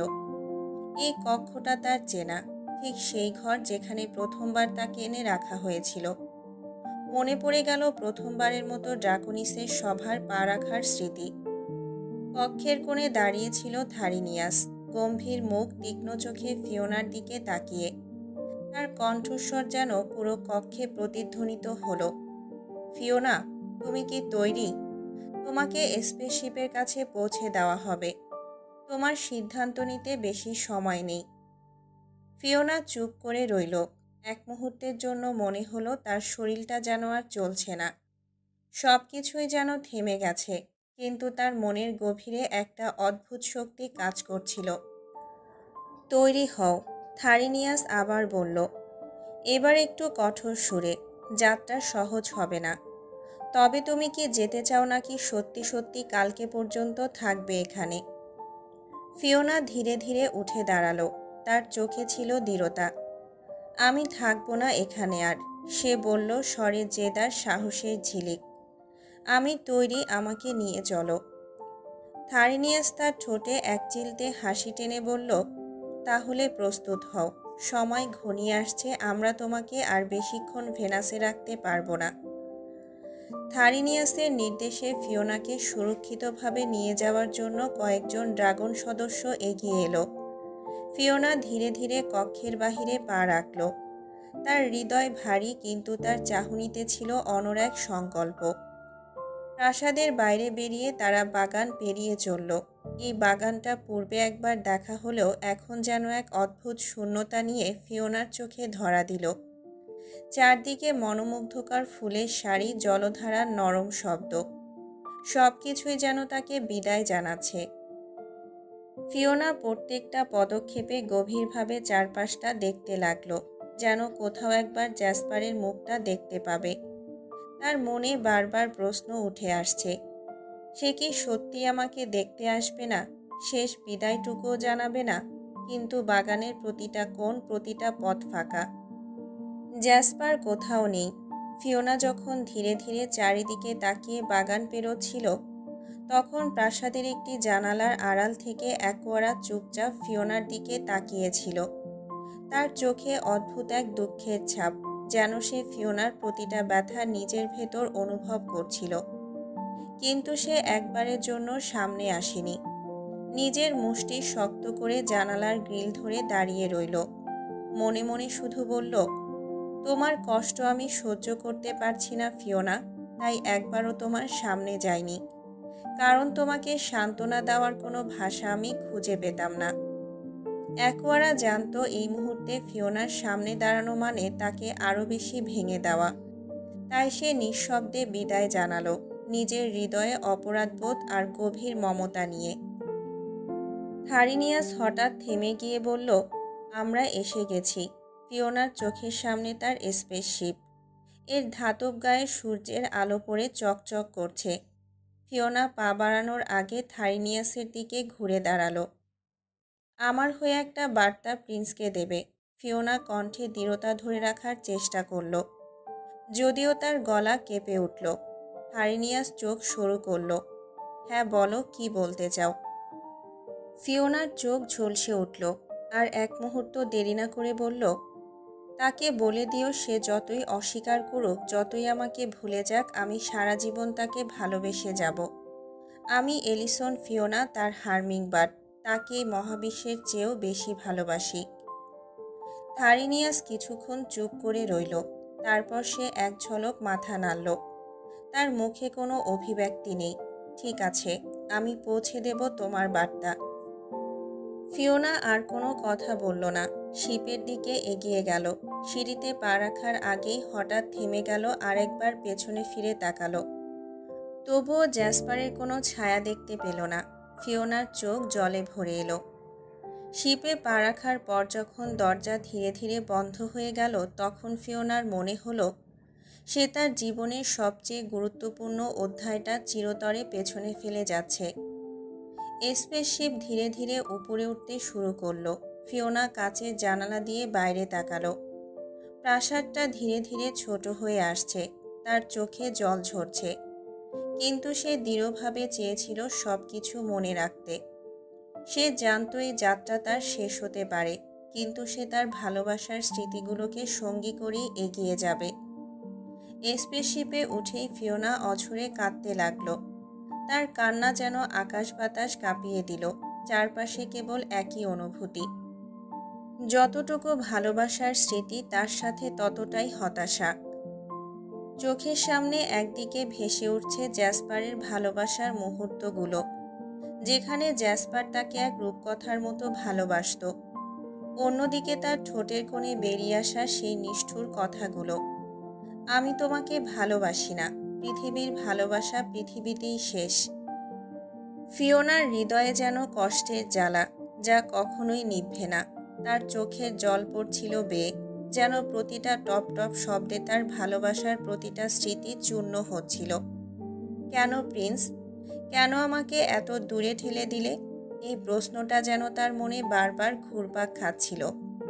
শিপের ভেতরে নিস্তব্ধতা তাকে আরও অসহায় বোধ করালো। একবার ভাবল, যদি সে আবার ফিরে যেতে পারে, যদি সে জ্যাসপারের কাছে ফিরে যেতে পারে, তাহলে হয়তো সব কিছু বদলে যাবে। কিন্তু বাস্তবতা তার সামনে দাঁড়িয়েছিল। সে আর পৃথিবীতে নেই, আর প্রিন্সের হৃদয়ে তার স্থানও নেই। কাঁদতে কাঁদতে ফিওনা অনুভব করল এই কান্নার মধ্যে তার ভালোবাসার শক্তি লুকিয়ে আছে। প্রতিটা অশ্রু যেন বলছিল, আমি তোমাকে ভুলব না জ্যাসপার। প্রেমের গল্পের এই অধ্যায়ে ভাঙার হৃদয়কে বয়ে নিয়ে যেতে হবে, কিন্তু একদিন সে তার ভেঙে পড়া হৃদয়কে আবার গড়ে তুলবে, এই আশা নিয়ে।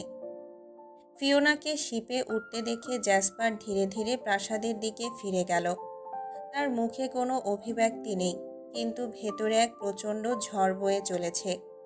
নিজের হাত দুটো শক্ত করে মুঠোয় চেপে ধরেছে সে, যেন যন্ত্রণার তীব্রতাকে দমন করার ব্যর্থ চেষ্টা করছে। প্রাসাদে পৌঁছানোর পর দরজার আড়ালে পা দিয়ে জ্যাসপারের ধৈর্যের বাঁধ ভেঙে গেল। সে এক লাফে সিংহাসনের কাছাকাছি থাকা বিশাল টেবিলটা উল্টে ফেলে দিল। কেন? তার তর্জনীর তীক্ষ্ণ আওয়াজ পুরো প্রাসাদ জুড়ে প্রতিধ্বনিত হলো। কেন আমি তাকে দূরে ঠেলে দিলাম? জ্যাসপারের হাত ছুঁড়ে ফেলে পরপর কয়েকটি মূল্যবান ফুলদানি ভেঙে চুরমার করে দিল। এক এক করে প্রাসাদের দেয়ালে ঝুলন্ত শিল্পকর্ম, ক্রিস্টালের বাতিগুলো সবকিছু ভাঙচুর করতে শুরু করলো। তার তীব্র ক্রোধের সঙ্গে যেন প্রতিটা বস্তু ক্ষুদ্র হতে শুরু করলো। এই ভাঙচুরের মধ্যেও তার নিজের দেহ ক্ষতবিক্ষত হতে লাগলো। কাচের টুকরো তার হাত চিরে ফেললো, সবুজ রক্ত গড়িয়ে পড়তে লাগলো মেঝেতে। একটা বড় পাথরের টুকরো ছুটতে গিয়ে তার কপাল কেটে গেল, কিন্তু সে থামল না। শরীর থেকে রক্ত ঝরছে, ব্যথা যেন প্রতিটা শিরায় ছড়িয়ে পড়ছে। তবুও তার নিজের ভেতরের কষ্টের সামনে এই শারীরিক যন্ত্রণা কিছুই না। আমি তাকে এতটা কষ্ট দিলাম, আমি নিজে তাকে তাড়িয়ে দিলাম। আমি কি করে এমন করতে পারলাম? জ্যাসপার বারবার এই কথাই নিজেকে বলছিল। তার মনের ভেতর ঘুরপাক খাচ্ছিল। ফিওনার মুখে সেই অসহায় চাহনি, শিপে ওঠার আগে ফিওনার পেছন ফিরে তাকানো, সেই একবার দেখা যেন তাকে হাজারবার ছুরিরাঘাত করছে। হঠাৎই থেমে গেল সে, দেয়ালে ভর দিয়ে দাঁড়ালো। তার শ্বাস ভারী হয়ে এলো, রক্তমাখা হাত দিয়ে মুখ ঢেকে ফেলল। তার কণ্ঠস্বর কম্পিত, দমবন্ধ এক স্বরে ফিসফিস করে বলল, আমি তোমাকে ভালোবাসি হার্মিংবার্ড। আমি তোমাকে আমার সব কিছু দিয়ে ভালোবাসি, কিন্তু তোমাকে কষ্ট ছাড়া আর কিছুই দিতে পারলাম না। আমি কি করে নিজের ভালোবাসাকে ধ্বংস করলাম? তার চোখ দিয়ে রক্তমাখা হাত সরাতেই বোঝা গেল চোখ লাল হয়ে উঠেছে। কিন্তু সেই লাল কর্ধের নয়, সেটা ভালোবাসা হারানোর ব্যথার প্রতিচ্ছবি।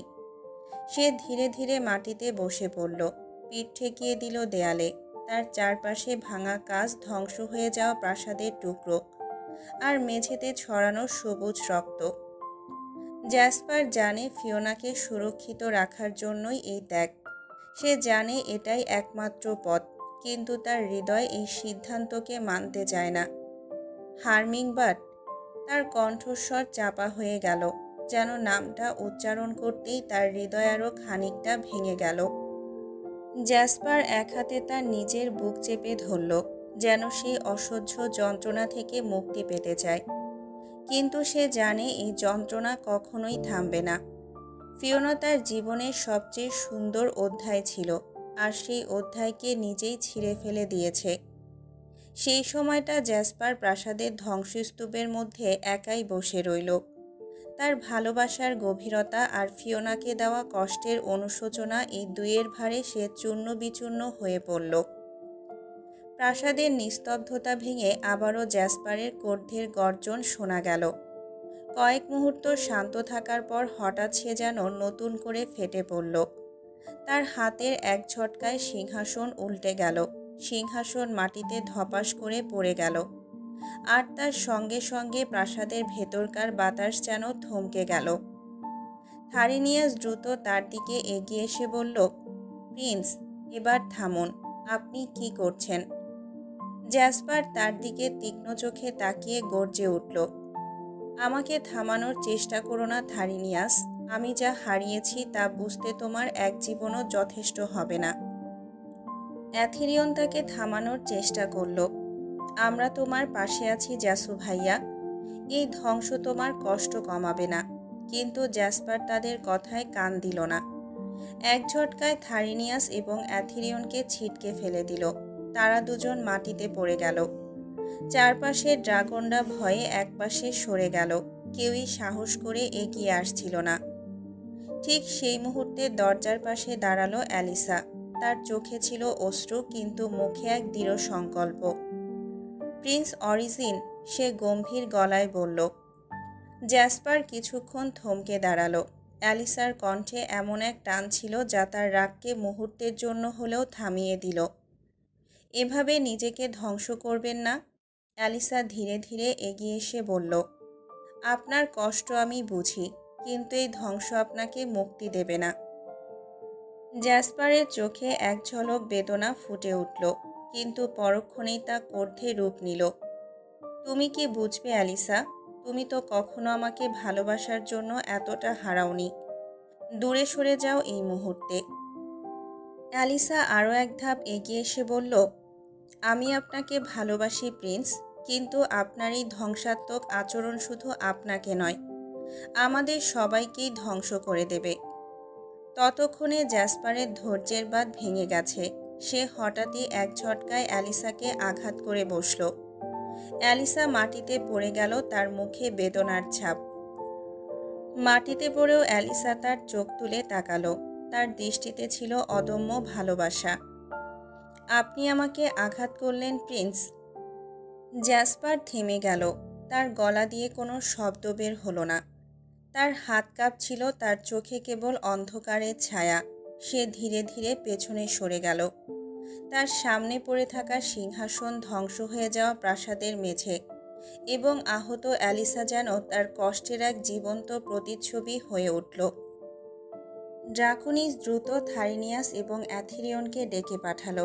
তার মুখে ছিল দৃঢ়তা এবং চিন্তার ছাপ। তিনি তাদের দিকে তাকিয়ে বললেন, জ্যাসপারের ক্রোধ এখন নিয়ন্ত্রণের বাহিরে। যদি তাকে এখন থামানো না হয় তাহলে সে নিজেকে এবং আমাদের সবাইকে ধ্বংস করবে। এটা নাও, ড্রাগন স্কেল সেডেটিভ 09। থারিনিয়াস কৌতূহলী হয়ে জিজ্ঞাসা করল, এটা কি নিরাপদ কিং ড্রাকোনিস? ড্রাকোনিস মাথা নাড়লেন। এটি তার জীবন বাঁচানোর জন্য থারিনিয়াস। আমরা যদি কিছু না করি তাহলে সে নিজেই তার সর্বনাশ ডেকে আনবে। থারিনিয়াস এবং অ্যাথিরিয়ন সেডেটিভের ইনজেকশন নিয়ে জ্যাসপারের দিকে এগিয়ে গেল। জ্যাসপার তখনও প্রাসাদের ভাঙা অংশগুলোর দিকে রাগে গর্জন করে ধ্বংস চালিয়ে যাচ্ছিল। থারিনিয়াস একটা সুযোগ খুঁজছিল।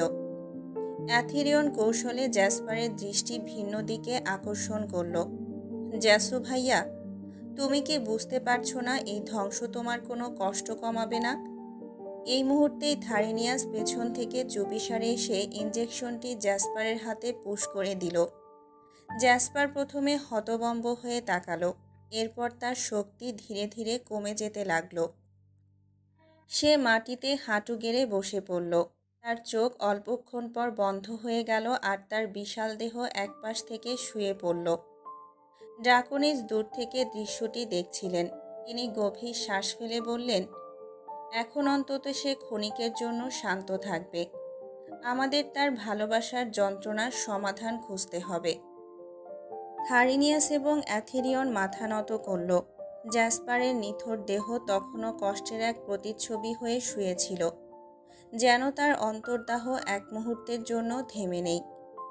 অ্যাথিরিয়ন, থারিনিয়াস এবং আরও কয়েকজন ড্রাগন মিলে জ্যাসপারকে তার বিশাল স্ফটিকের দেয়াল ঘেরা কক্ষে বিছানায় শুইয়ে দিল।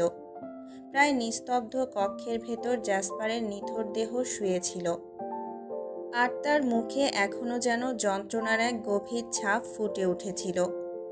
ড্রাকোনিস দরজার পাশে দাঁড়িয়েছিলেন, যেন তিনি তার ছেলেকে এভাবে দেখে বিশ্বাস করতেই পারছিল না। এক মুহূর্তের জন্য তার চোখে কিছুটা অসহায়ত্ব ঝলসে উঠল।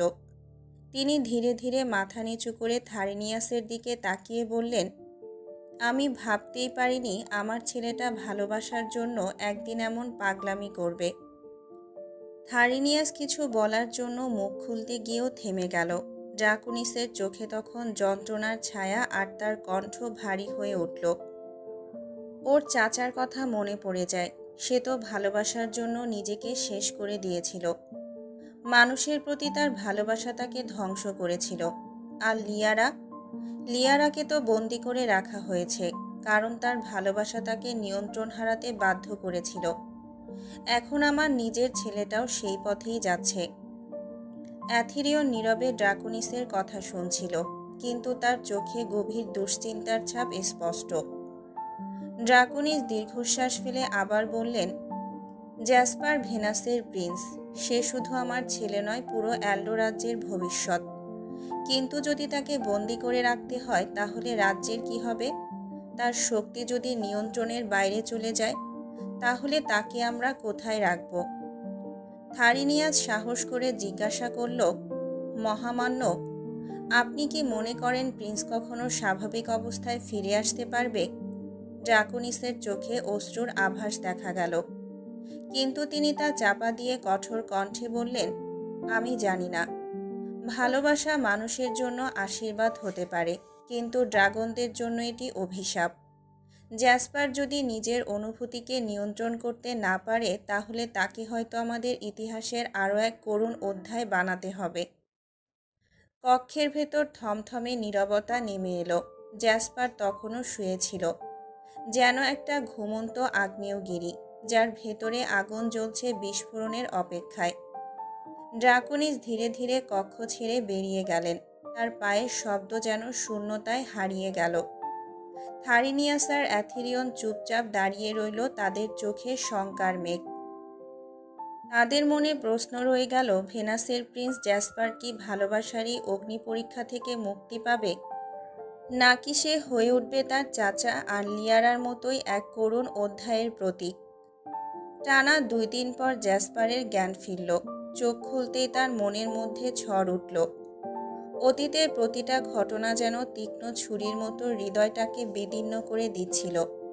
ফিওনার মুখচ্ছবি তার চোখের সামনে ভেসে উঠল। তার চোখের অশ্রু, তার নীরব প্রশ্ন, তার হৃদয়ের ব্যথা, আর সাথে ভেসে উঠল সেই নিষ্ঠুর মুহূর্ত যখন সে ফিওনার দেওয়া ব্রেসলেটটা ছিঁড়ে প্রাসাদের জানালা দিয়ে ছুঁড়ে ফেলে দিয়েছিল। জ্যাসপার আর এক মুহূর্ত অপেক্ষা করল না। কক্ষ থেকে ছুটে বেরিয়ে প্রাসাদের বাগানের দিকে ছুটে গেল। তার চোখে ছিল উদ্ভ্রান্ত দৃষ্টিতে খোঁজার তীব্রতা।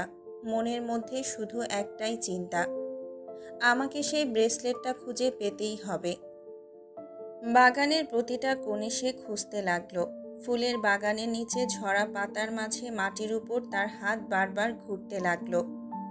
সময় যেন থমকে গিয়েছিল, কিন্তু জ্যাসপার থামল না। তার হৃদয়ে তীব্র অনুশোচনা, ফিওনার প্রতি করা অন্যায়ের বোঝা তাকে কুরে কুরে খাচ্ছিল। অনেক খোঁজাখুঁজির পর অবশেষে সে ব্রেসলেটটা খুঁজে পেল। মাটিতে ধুলোবালিতে ঢাকা পড়া সেই ছেঁড়া ব্রেসলেট, যেটা একসময় ফিওনার ভালোবাসার প্রতীক ছিল। জ্যাসপার তড়িঘড়ি করে ব্রেসলেটটা হাতে তুলে নিল। চোখের জল তার মুখ বেয়ে পড়তে লাগলো। ব্রেসলেটটা ধরে সে হাঁটু গেড়ে বসল। জ্যাসপারের চোখের জল যখন মাটিতে পড়ল, তখন তা যেন অশান্তির একটা চিহ্ন রেখে গেল। ড্রাগনদের অশ্রুর এক ফোঁটা রক্তের মতো রঙিন। সেই অশ্রু মাটিতে পড়ার সাথে সাথেই মাটি ক্রমশ শুষ্ক হয়ে যেতে লাগলো। মাটির যে অংশে অশ্রু পড়ল সেখানে একটা কালো দাগ তৈরি হলো। সেই দাগটি যেন গভীর হতাশার একটা প্রতীক, যা ভাঙা হৃদয়ের কষ্ট এবং অনুভূতির গভীরতা প্রকাশ করে। মাটির জীবন শক্তি এক ধরনের সংকটে পড়ে গেল। আশেপাশের ঘাস, ফুল এবং গাছের পাতা ধীরে ধীরে ম্লান হতে শুরু করল, যেন তারা সেই দুঃখের অশ্রুর সাক্ষী। এটি যেন একটি অশুভ সতর্ক বার্তা, যে জ্যাসপারের কান্না শুধু তার নিজের হৃদয়কেই আঘাত করেনি, বরং তার চারপাশের প্রকৃতির উপরও প্রভাব ফেলেছে। মাটি শুষ্ক হয়ে গেলে তার জীবনের জন্য প্রয়োজনীয় উপাদানগুলো হারাতে শুরু করে এবং প্রকৃতির ভারসাম্য বিনষ্ট হতে শুরু করে। জ্যাসপার অনুভব করল, এই এক ফোঁটা অশ্রুর মাধ্যমে কেবল তার কষ্টই নয়, বরং তার ভালোবাসা এবং আকাঙ্ক্ষাও মাটির ক্ষতি করছে। তাকে বুঝতে হবে, তার অশ্রু শুধু নিজের জন্য নয়, বরং এটি ভেনাসের প্রকৃতির উপরেও প্রভাব ফেলছে, যা তাকে আরও গভীরভাবে ভাবতে বাধ্য করল। তার হাত কাঁপছিল, কিন্তু ব্রেসলেটটি মুঠোয় শক্ত করে ধরে সে ফিসফিস করে বলল, আমাকে ক্ষমা করে দাও হার্মিংবার্ড। আমি তোমার ভালোবাসার উপহারের অমর্যাদা করেছি, কিন্তু আমি প্রতিশ্রুতি দিচ্ছি, এটা আর কখনো আমার কাছ থেকে হারাবে না। এটা আমার কাছে তোমার ভালোবাসার শেষ স্মৃতি, আর আমি এটাকে চিরকাল আমার হৃদয়ে ধারণ করে রাখব। বাগানের সবুজের মধ্যে দাঁড়িয়ে ব্রেসলেটটি মুঠোয় ধরে জ্যাসপার আকাশের দিকে তাকালো। জ্যাসপার দ্রুত নিজের ল্যাবে পৌঁছে গেল। তার মনে একটা অদম্য তাগিদ, যেন প্রতিটা মুহূর্তই মূল্যবান। ল্যাবে ঢুকেই প্রথমে সে টেবিলের উপরে রাখা ক্ষতিগ্রস্ত ব্রেসলেটটা তুলে নিল। গভীর মনোযোগ দিয়ে সেটি ঠিক করতে শুরু করল। তার হাত সাবধানে কাজ করছিল, যেন প্রতিটা অংশে তার ভালোবাসার ছোঁয়া থাকে। অবশেষে ব্রেসলেটটি আবার সম্পূর্ণ হলো। জ্যাসপার সেটি নিজের হাতে পড়ল। ব্রেসলেটটি হাতে পড়ার পর তার হৃদয়ে একটা অদ্ভুত প্রশান্তি অনুভূত হলো। ব্রেসলেটটির উপর একটা নরম চুমু খেয়ে সে মৃদুস্বরে বলল, এখন থেকে তুমি শুধু আমার সাথেই থাকবে হার্মিংবার্ড। আমি কোনোদিনও ভাবতে পারিনি, কল্পনা করতেও পারিনি তুমি আমার জন্য ভেনাসে চলে আসবে। এরপর জ্যাসপার ল্যাবের মাঝখানে রাখা তার অত্যাধুনিক কম্পিউটারের সামনে এসে বসল। কম্পিউটার অন করতেই স্ক্রিনে ফিওনার স্পেসশিপের লাইভ ফিড ভেসে উঠল। সেদিন ফিওনার স্পেসশিপে যাওয়ার আগে জ্যাসপার কৌশলে একটা অতি ক্ষুদ্র ক্যামেরা স্থাপন করেছিল। তার একমাত্র লক্ষ্য ছিল ফিওনার নিরাপত্তা নিশ্চিত করা।